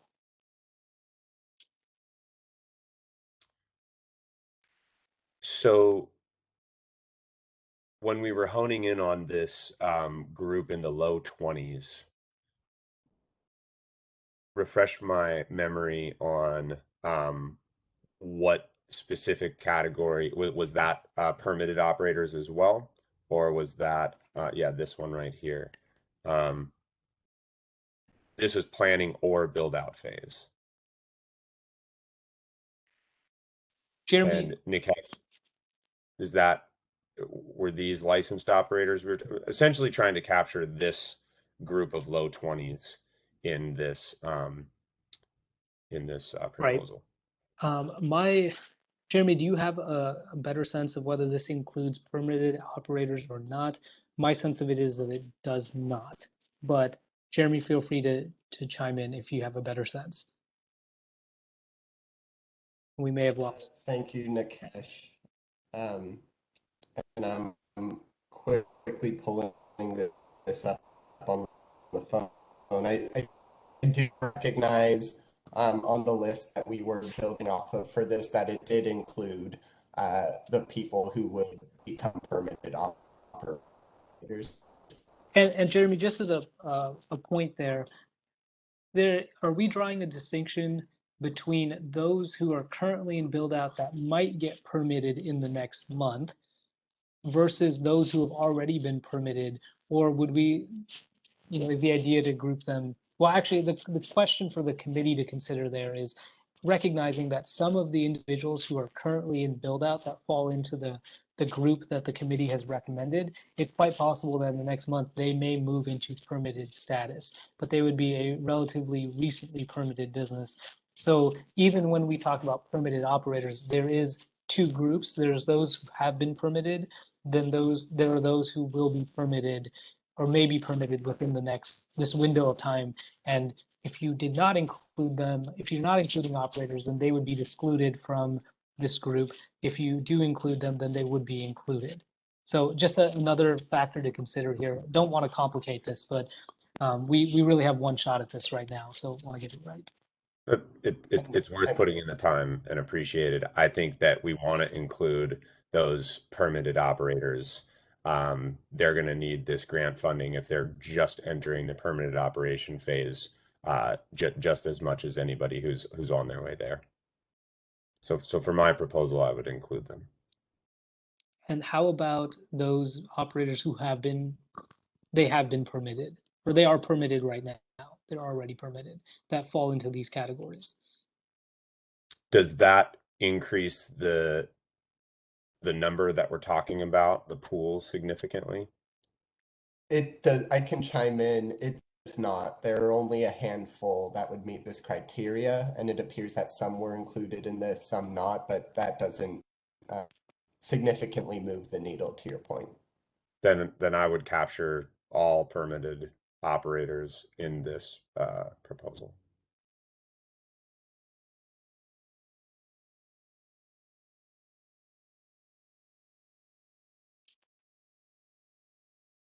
Okay, committee members, just to do a quick time check here.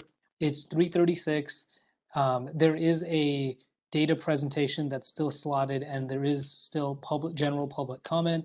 One of the concerns with tabling the data presentation is that the more times that presentation gets tabled, the more outdated that information gets. So in an effort to ensure that you have that information, I can speed through it.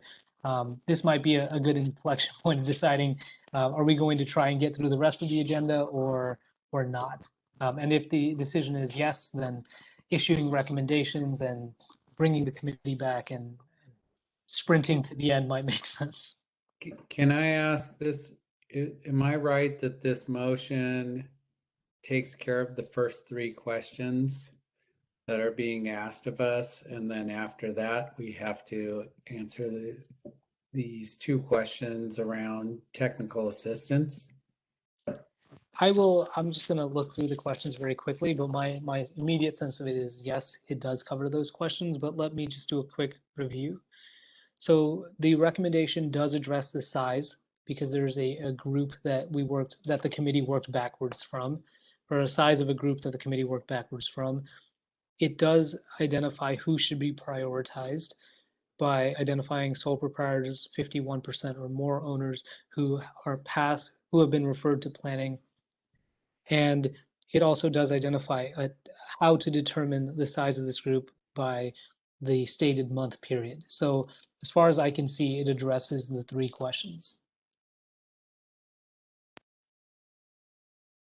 And if there, sorry, Member Foglia Ramirez, if there's anyone else on the COC team or the OOC team that thinks differently, feel free to chime in, but I think we are covered. Thank you. So is that, do you think that does it for the motion, Committee Member Flynn? I believe that it captures everything. The last question I would have for the OOC is, or rather just as a point of order, can we table this, receive your presentation, and then make the motion post-presentation? Or do you feel that this motion is best moved through and passed and open for public comment now? That's a good question. The way the process dictates here is the presentation that I'm referring to is it's a separate agenda item. So this agenda item would have to be closed. Then the next agenda item would have to be introduced. The presentation would be given. Public comment would have to be open. So to answer your question succinctly, it would make sense to conclude this item before moving forward to the next item. Okay. In that case, I make a motion to allocate the second round of equity grant funding to sole proprietors and 51% owner equity applicants that have been referred to the planning department. This would include any applicant that meets that category between the date November 17th, 2021, December 17th, 2021, including those that will have become permitted within the stated 30-day period. So you've heard the motion. Do we have a second? And just sorry to intervene. I'm just noticing that the way that this is crafted right now, it does not explicitly call out those who were permitted but not within the 30-day stated period. And I know that when the conversation that the committee just had right now was to include those who have also been permitted beyond the 30-day stated period. So it may make sense to amend that. Right. So we would amend it. This would include permitted applicants and any applicant that meets the category between the date. Would that suffice as a correction? Yeah, the other way of doing it is just saying including those that have been permitted. Okay. Just, sorry, Nikesh. So, can you repeat how you ideally that would be worded? So after the including those that have been permitted? Including those that have been permitted. Just Period. at the very end. Yeah. So you could actually just strike everything after within the stated 30-day period, put a period on it, and that should capture what the committee has expressed. Thank you. So with the amended motion, do we have a second? I'll second that motion. Thank you. It's been moved and seconded. Do we now call for the vote? You have two options. What I would suggest, though, is that you've already made this motion and it is ready for a vote. Now what you can do is address the technical assistance questions, make a motion, have it amended, and then put both of the motions to a vote at the same time. So you don't have to take both votes separately. Awesome. Okay, so let's, David, can you scroll to the other questions? Just, I think we are at number 4 now, 4 and 5.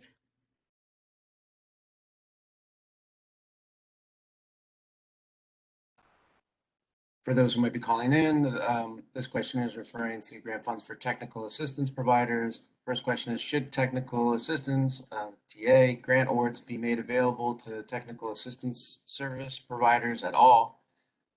The second question is, if the committee recommends that TA grant awards should be made available to prospective service providers, then in ranking order, which TA areas should be prioritized of the following options? 1, professional development, 2, permit support, 3, grant process support. Thank you, David. Fellow committee members, do you have any thoughts on this or already have a motion in mind? Can I repeat my question to the staff about whether they have any recommendations for us in this area as well? I did appreciate the slide on the technical assistance that's already available independent of this to equity applicants. I'm okay with hopping in if folks can hear me. My suggestion would be to, if there are multiple desired TA service areas, to prioritize them in order of desire. Because how many RFP opportunities will be, and the amount of city partners that can take part in an independent review committee. I would point to the last meeting hearing where there was public comment in support of TA, and of course that public material available for folks to review. And noting that there was a very utilization rate when it came to how sought after these TAs are. So, for example, verified equity applicants, there are over 400 verified equity applicants in total in the city that could benefit from these resources, because not every equity applicant is endeavoring for a business permit, maybe something like work for opportunity or professional development.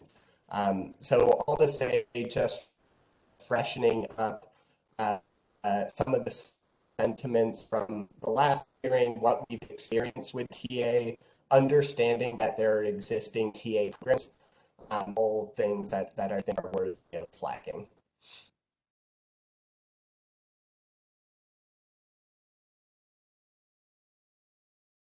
And I'll put forward, just from my own personal experience and many of the operators that I work closely with, especially when we were all initially getting permitted back in 2018. The permitting process is fairly significant, especially for somebody just starting out in the industry. And I believe that, well, first and foremost, technical assistance I think is critical, especially for folks first starting out. I would say, if I were to rank these in priority order, I would say permit support first, grant process support second, given the complexities that go into that, and professional development third, given that you need to be permitted, have the finances that you need in order to move forward through that process, before really getting into the professional development side of things. My two cents. Thank you, Aaron. Anybody else want to weigh in or? Yeah, I also just wanted to say, with the technical assistant providers, I have a question as far as outreach to nonprofit organizations with strong technical assistance programs if we're working with them. For example, Lawyers Committee for Civil Rights of the San Francisco Bay Area has a Legal Services for Entrepreneurs program where they use pro bono attorneys from all of the firms in San Francisco. And I know from speaking to them that they've had attorneys that are in cannabis law that have reached out to them asking about if they had entrepreneurs in their program in the cannabis sphere that they'd be able to help. So we have, of course, we always have the generosity of our attorneys, firms that are offering to provide technical assistance, but we do have a unique tool in some of these nonprofits that have strong programs, and then we would be supporting nonprofits that support the community at large.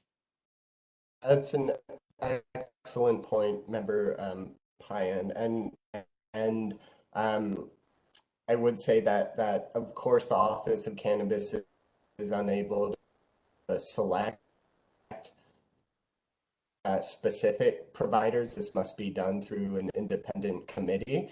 To the point about outreach, the Office of Cannabis takes outreach seriously. For example, as a part of our prior day opportunity, including the mayor's office, to ensure we had a robust outreach list for a letter of intent and exercise to gauge interest, to put this on people's radars, and we may be relevant to this type of effort. So I certainly wanted to speak to that, and your point is well taken. Thank you. So, because we are under the crunch time here, do any of the committee members want to move forward with a motion?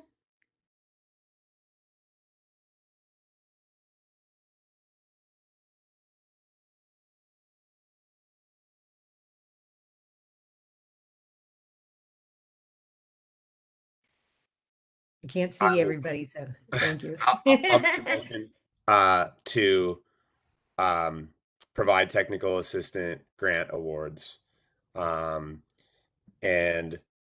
that would be question one. So again, make a motion to provide technical assistance grant awards, and in ranking order, to prioritize permit support first, grant process support second, and professional development third. Thank you. So you have heard the motion. Do we have a second? I'll second.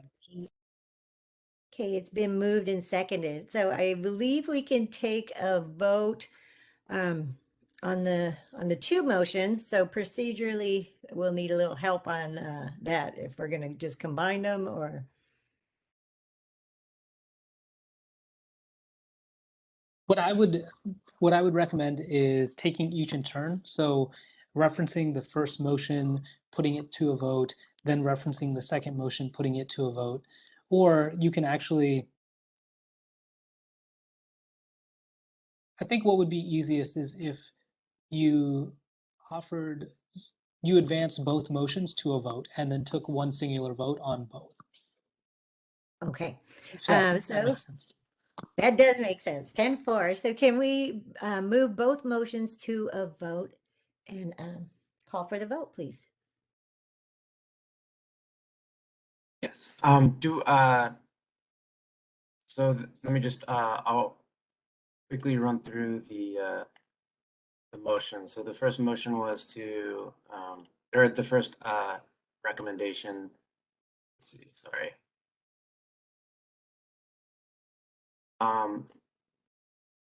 Motion to allocate a second round of equity grant funding to sole proprietors and 51% owner equity applicants that have been referred to the planning department. This would include any applicant that meets that category between the date November 17th, 2021 and December 17th, 2021, including those that have been permitted, bundled with motion to provide technical assistant grant awards and in ranking order to prioritize permit support, grant process support, and professional development. So that grant, the motion to move forward was seconded, so we'll run through a vote. Seat 9, Aaron Flynn. Aye. Seat 11, I'm sorry, seat 10, Ryan McGilly. Aye. Seat 11, Doug Block. Aye. Let's see, and then seat 15, Teresa Foglio Ramirez. Aye. And I think, I'm sorry, I'm trying to skip over our recused members. Sorry, and seat 16, Sarah Payne. Ooh, sorry. Aye. Okay, so I think with that, if you're a voting member, I think I got everybody. If I missed you, please speak now. Great. Well, it looks like the motion passes unanimously. Thank you. So I know there was some talk about taking a break and we're crunched on time. Nikesh, I know we also have to bring back our fellow committee members. Do we want to take just like a 2-minute little break here? And will that leave time for the presentation? I think that's right. What we can do right now is take a 5-minute break, 2-minute break, whatever you prefer. During that time, David, if you could have the recused members return to the meeting, then we can get started as soon as they're back. In the meantime, we can go to a practice session for now that will momentarily pause the recording. Ray, I can give you the signal on when to do that in just a moment. But if that sounds good, then we can proceed there. And I've given Chair Jamalian the heads up that in an effort to get the presentation through today's meeting, it would make sense to extend this meeting by maybe 30 minutes, and he seems to be on board with that. So if that sounds good to you, we're happy to move in that direction. Excellent. Sorry to interrupt, Nikesh. Before we move on to a break, I do want to make an announcement. I noticed that there are a few public comments submitted way after the public comment section for the last item, because they are submitted late. So we are not going to read that here, but we will include them into the minutes. So I just want to make this announcement before we go on to the break. And Ray, thank you for clarifying that as well. It's not a matter of us, the OOC, or even the committee opting not to read those. It's just the rules governing this process make it very challenging for us to read anything or to present any information that comes in after the public comment portion is closed. So we do apologize for not being able to incorporate your comments, but as Ray mentioned, we will certainly incorporate them into the minutes. And we thank you for providing them in the first place. So with that, Ray, if you would not mind putting us into a private or a practice session for 3 minutes for the members of the public who are following along, we will take a momentary break. We will be back within 5 minutes. So let's say 3:59, and at that point we will finish off the meeting. It should go for maybe another 30 to 45 minutes at max. Thank you so much, Ray. Feel free to slide us into a practice session. All right.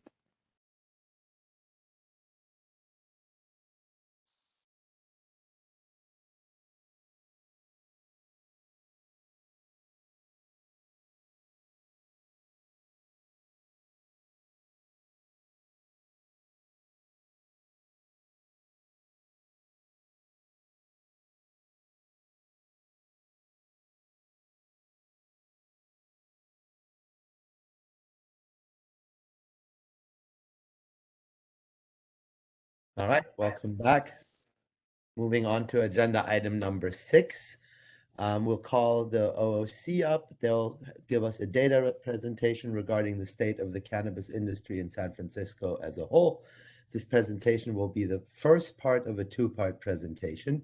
We'll open up to public comment after the presentation and discussion amongst committee members if needed for any clarification purposes. And with that, I pass the floor on to Nikesh. Thank you so much, Chair Jamalian. Yulia, if you could share the presentation now, that would be great. And for everyone who is tuning in, as well as the committee members, I am going to move through this swiftly, recognizing that it's 4:02 at this point. So with that, let's get started. Today's presentation is the first part of a 2-part presentation that addresses some data components that the OOC will be providing to the Cannabis Oversight Committee in an effort to help stimulate conversation, present an overview of the health of the industry, and a snapshot of the permitting progress that has been made. This presentation is specifically with respect to 2020. So the information that you will see here is from 2020. With that being said, this presentation will cover 5 major sections. The first section will speak to the OOC and permitting in 2020. This means the amount of resources, so the allocation of the OOC's budget that was spent towards permitting.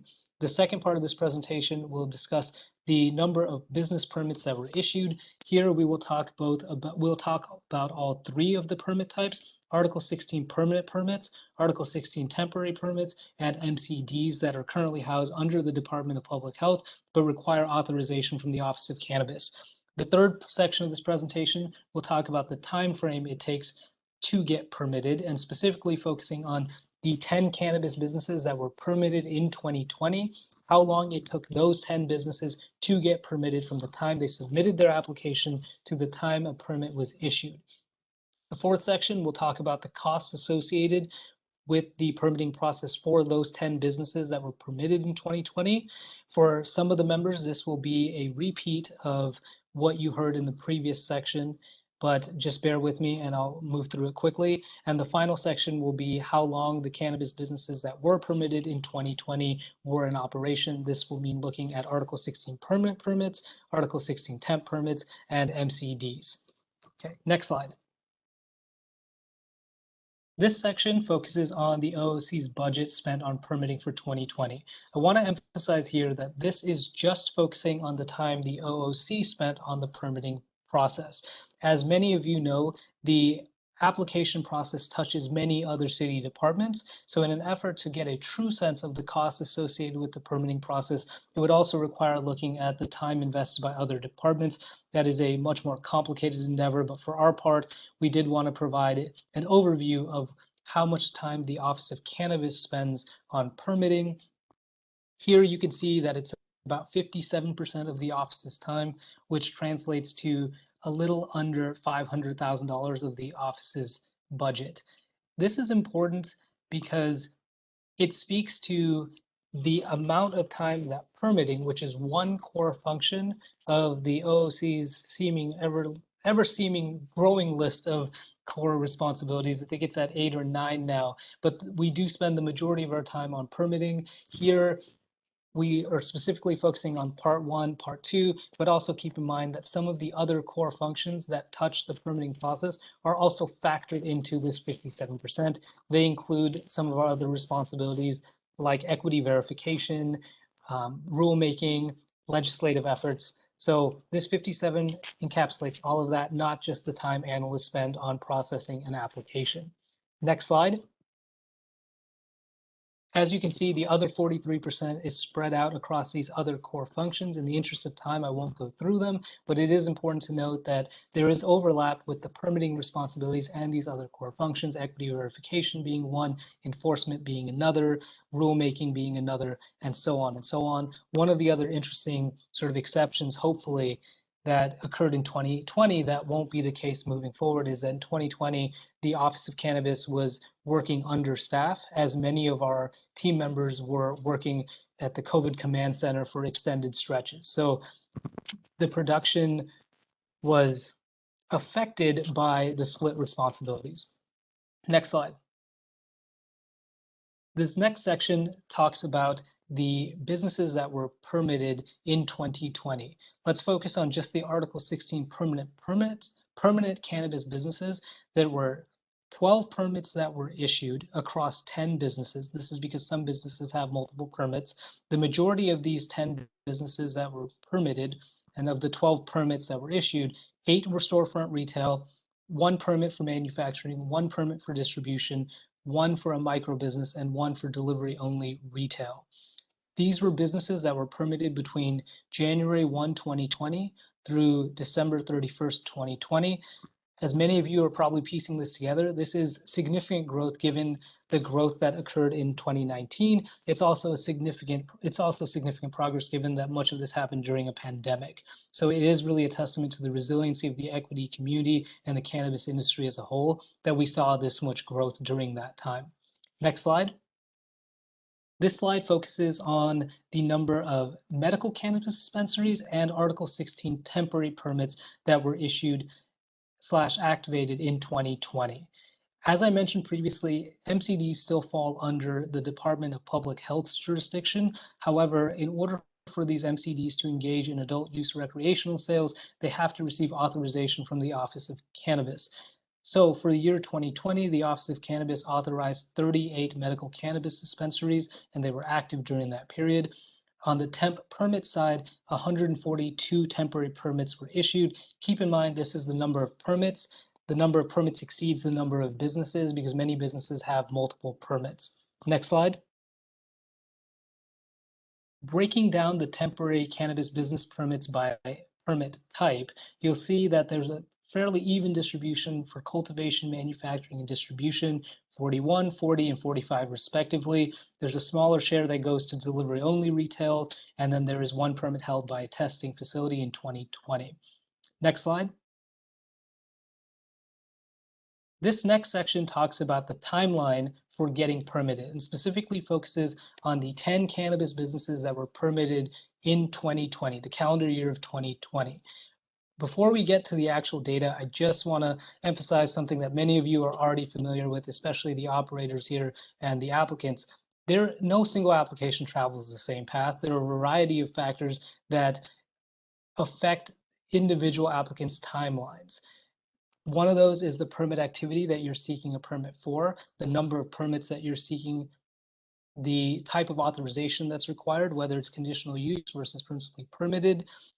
Again, if you happen to require conditional use in a quadrant of the city that is congested with other business applications, then it can take even longer to get a hearing date. So there are many variables here that affect the time it takes. One of the most telling examples that we have is that in 2020, 2 businesses that submitted applications on the same day were permitted a year apart. And that really underscores the variability in this process. It's everything from the permit you're seeking, the relationships you have with your business partners, and how quickly you can formulate your business and move forward through part 1, to the delays that you may experience because of the complexity of your project as a whole. All this is on top of the COVID-19 challenges that operators face, that the OOC faced. So with that being said, next slide.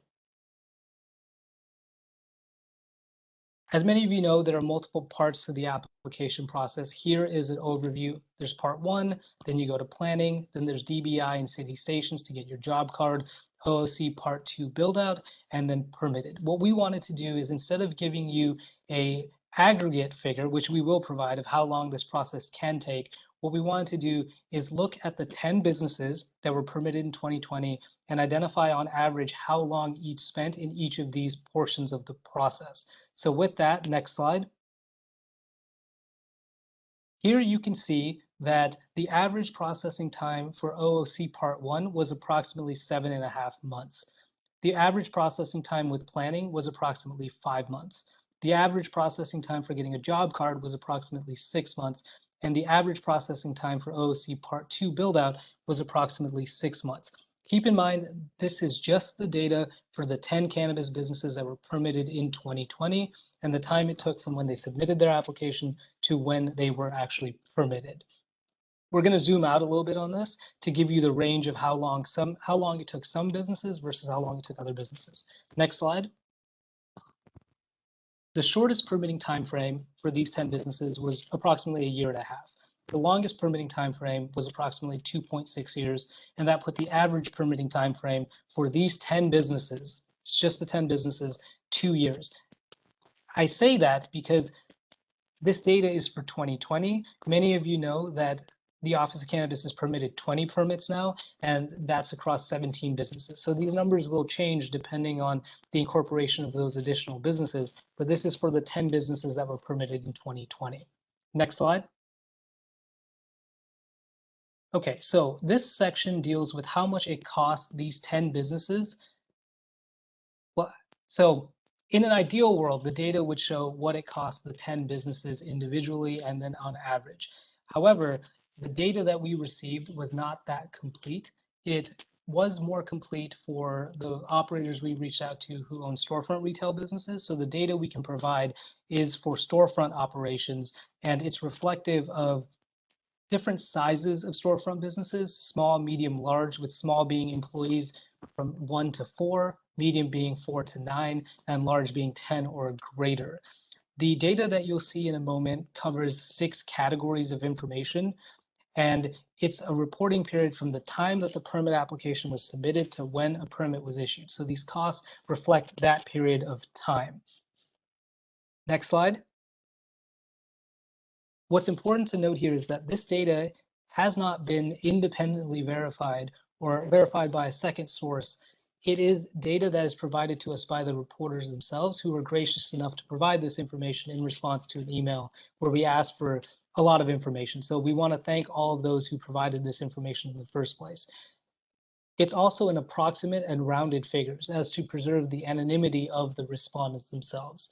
And finally, there may be other fees and expenses related to the permitting process that are not captured here, but we tried to do our best to be as exhaustive of the typical types of expenses that applicants face. Next slide. In the interest of time, I will hold off on going into these slides in detail, but the basic point is that the costs are going to be highly variable depending on the complexity and the size of the business, where it's located, the regulations that apply to that particular business, whether the applicant owns or rents that particular space, very variable. And many of you who are intimately familiar with the space know that. So feel free to look back on this slide at a later point, as well as the next slide. Next slide, please. This is just a continuation of some of the other factors that affect the process. Here are the categories that we elicited information for. One, or solicited information for. One, application and or process fees associated with city departments. Category 2, costs associated with local permit related services. Category 3, fees related to establishing your business. Category 4, costs related to the state license application. Category 5, security services. Category 6, miscellaneous fees and expenses. Now, with these 6 categories, it's important to remember that they don't necessarily correspond to a particular phase of the application process. Some of them have overlap with phase 1 and phase 2, and so on. So let's do let's do a surface level dive by these categories. What I'll do is I'll just orient you to this next set of 5 slides that go into detailed information for each of these categories, and then we'll spend a little bit more time on the aggregate slide. Feel free to look at this at your own time at a later point. Next slide. So as I mentioned earlier, the information that's presented here is it represents the range of expenses for 3 storefront retail businesses that were of varying sizes, small, medium, and large. Just spend a second or two to look through these figures. Feel free to come back to them at a later point. But as you can see here, these are the fees associated by city department, and it covers the Office of Cannabis all the way to the Assessor Recorder's Office. Next slide. Category 2, these were local permit related services. One of the pieces of feedback that we receive from the applicants we work with is that there are significant fees with architecture and contracting and community outreach. So these were the 2 sections that were captured in the data that we received. As you can see, a pretty wide range, but that makes sense given that the size of a business and the square footage may vary as well. Next slide. Fees related to establishing a business. Here, rent, as a surprise to no one, is the lion's share of the expenses, anywhere from 70,000 to 165. And again, that's highly variable on the arrangements that folks may have with landlords, and whether they own or they are renting at a negotiated price. Next slide. Category 3, these are the category 4, these are the costs related to the state licensing application. Depending on whether these items apply, you can see that the lion's share of the costs here with the application fee and the number of permits that you're seeking, anywhere between 5 to 25,000. Next slide. Security services, depending on the size of the operation and the service that's being used, it truly can range, and you can see that it's a significant portion of the overall cost. Next slide. And these are just miscellaneous expenses. As you can see, they range from 500 all the way up to 45,000. Happy to answer more questions about this at a later point in time, but let's move on to the summary slide that's next. Here, this is all to say that the range of opening a storefront retail business over the time that it takes to get permitted is wide. It can be anywhere between 159, so a little under $160,000 to closer to 820,000. This again, we urge you not to take these figures as gospel, as if they will apply to every cannabis business, because they won't. And this information here is really just to provide some context for how or what the costs are that are associated with this process. As you can see, given how wide this range is, it's going to vary. And this is not to say that these are the outer limits. It could be more expensive, it could be more economical, depending on your particular business and the time it takes to go through the process. Okay, next slide. The final section of this presentation focuses on how long cannabis businesses were in operation in 2020, focusing on the 10 that were permitted in 2020 with Article 16 permanent permits, then temporary cannabis business permits, and the MCDs. Next slide. So for the 10 cannabis businesses in operation in 2020, you can see here that the majority were in operation between 4 to 8 months, with 3 storefront retails being in operation for that time period, 1 delivery, distribution, manufacturing business, and 1 micro business. There were 4 that were opened towards the end of, 4 that were open towards the end of 2020, and 1 that was in operation for a longer period of time, closer to a year. Next slide.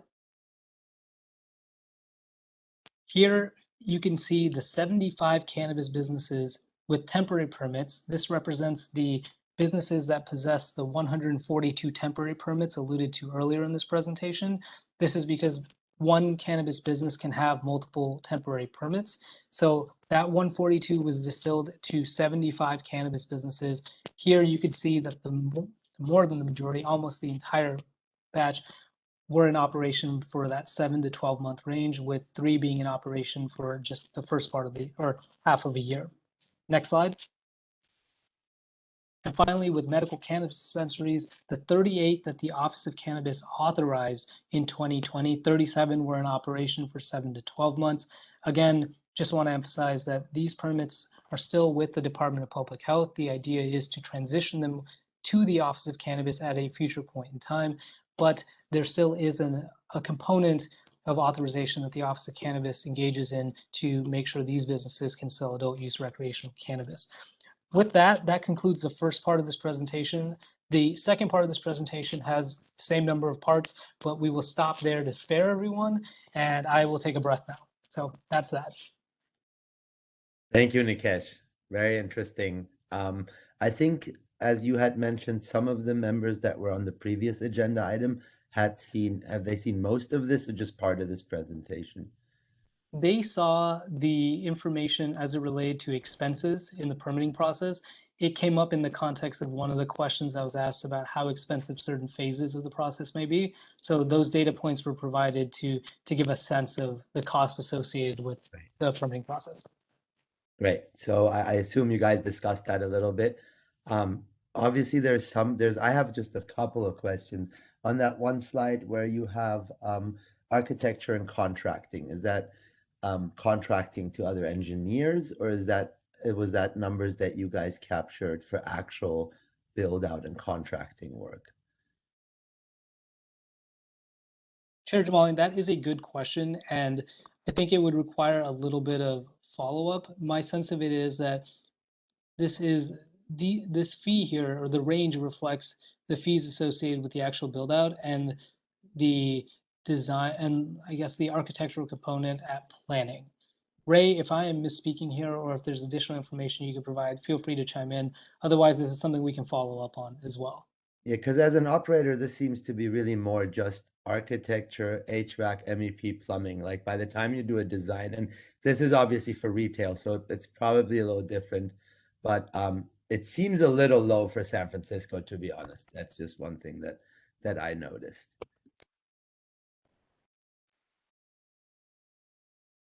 And Chair Jamali, to Nikash's earlier point, that also depends on the size of the business, how sophisticated they want to be with their build out, right?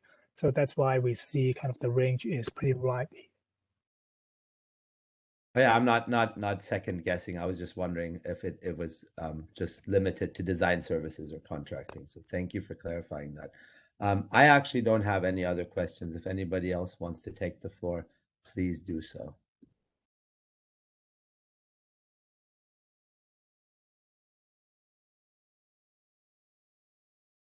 Perfect. Should we open for public comment then?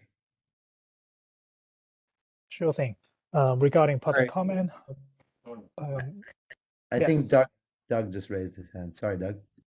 I just wanted to thank you. I've seen this again, but I think it's very important for us to see how incredibly difficult it actually is to get up and running in this business. And it's just a reminder of why our last discussion and the work we're doing to try to seed equity applicants is even more important. So thank you. Thank you, Doug. And I can attest to that because I think that one statistic, 2.6 years, I'm pretty sure that was me. So yeah, I really raised the average there. I apologize.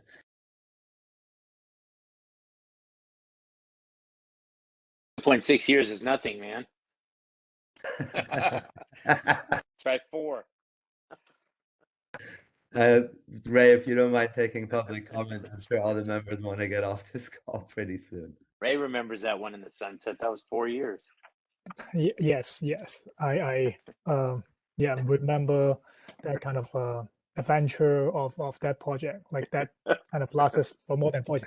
But yeah, to spare everyone this call, let's move on to the public comment section. So for members of the public who wants to provide public comment on this particular item, you may do so with 2 options. The first option is to call in by phone. If you would like to use this option, please dial 1-415-655-0001, followed by the access code, which is 2494-301-8984. Then press *3 when prompted to do so. You may be muted if there are others in the queue before you. If so, please wait until your line is unmuted to begin your public comment. Another option for you to provide public comment is to submit your public comment in the chat function in a written form, and I will read your comments as they come through. Chair Jamali, I am going to check the attendee list now.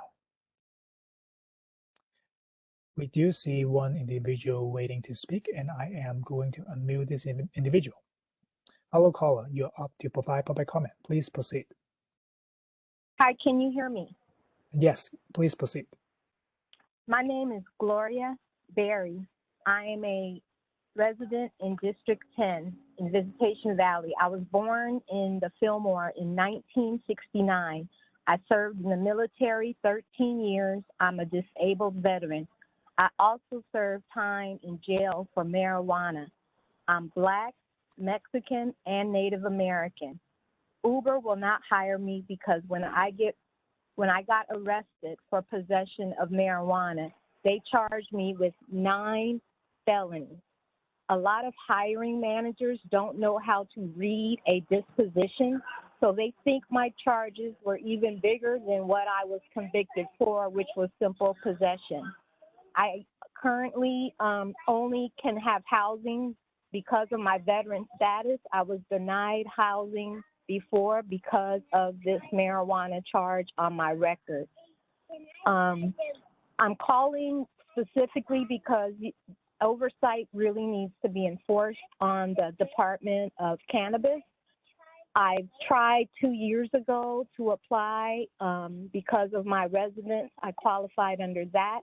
My education, I qualified under that. My arrest record, I qualified under that. And the fourth one, my income. The school records, I feel ageism is I'm being discriminated because of my age, because my public school history is elementary school and it was before 1990. And the school district says they don't have any records for me before 1990, that it's hard for them to get elementary school records. And then my address, I proved it through my birth certificate and my military records, and that still isn't good enough for that office. Time My check me in income, 30 seconds. okay, my income is below the requirement, and I get military compensation, which is not a salary job. They say that's not good enough to qualify. Also, Kareem, please. I also, I lost my train of thought. However, there's a problem. Emails are not getting answered. My phone calls are not getting returned. I've sent my personal information. I'm locked out of the application. And I just really feel frustrated that after 2 years, I'm still having this problem. And I'm concerned about equity. And I'm also concerned about the data being presented, how much these people who are working from Thank you for your home are. comment, Gloria. Appreciate it. Thank you. Chair Jamalian, we are going to move on to the next caller. Thank you, Ray. Good afternoon, caller. You're up to provide public comment. Please proceed. Great job, folks. Just want to let you know, Charlie Pappas, I hung in there to the end, and was very informative. I learned a lot today. You're doing your job. Thank you. As far as that last young lady, please contact me, the Officer Canvas, for my information. Charlie Pappas. Thank you again, folks. Great job. Thank you for your comment. Thank you. Chair Jamalian, I do not see other individuals waiting to speak, and I'm going to check the chat function now. There's no public comment submitted through the chat function. Chair Jamalian. Thank you, Ray. That closes agenda item 6, and then we can open up for general public comment. If you don't mind looking and seeing if we have general public comment. Not at all, but before I do that, do you want me to announce the phone number and access code again? Sure, might as well, just for the record. Sure. Thank you, Chair Jamalian. So for the members of the public who wants to provide public comment on this item, you may do so by calling 1-415-655-0001 and then input the access code, which is 2494-301-8949. Then press 3 when prompted to do so. Another option for you to provide public comment is to submit your written public comment through the chat function. I will read your comments as they come through. Chair Jamalian, I'm going to check the attendee list now. Seeing none, let me confirm with the chat function. That is also true for the chat function. We do not see any written public comment. Thank you, Ray. That closes agenda item number 7. Teresa, thank you for taking the baton and moving the meeting along. Really appreciate it. With that being said, I think the meeting's adjourned. Thank you. Thank you, Chair Jamalian. Thank you, everyone. Thank you. Take care, everybody.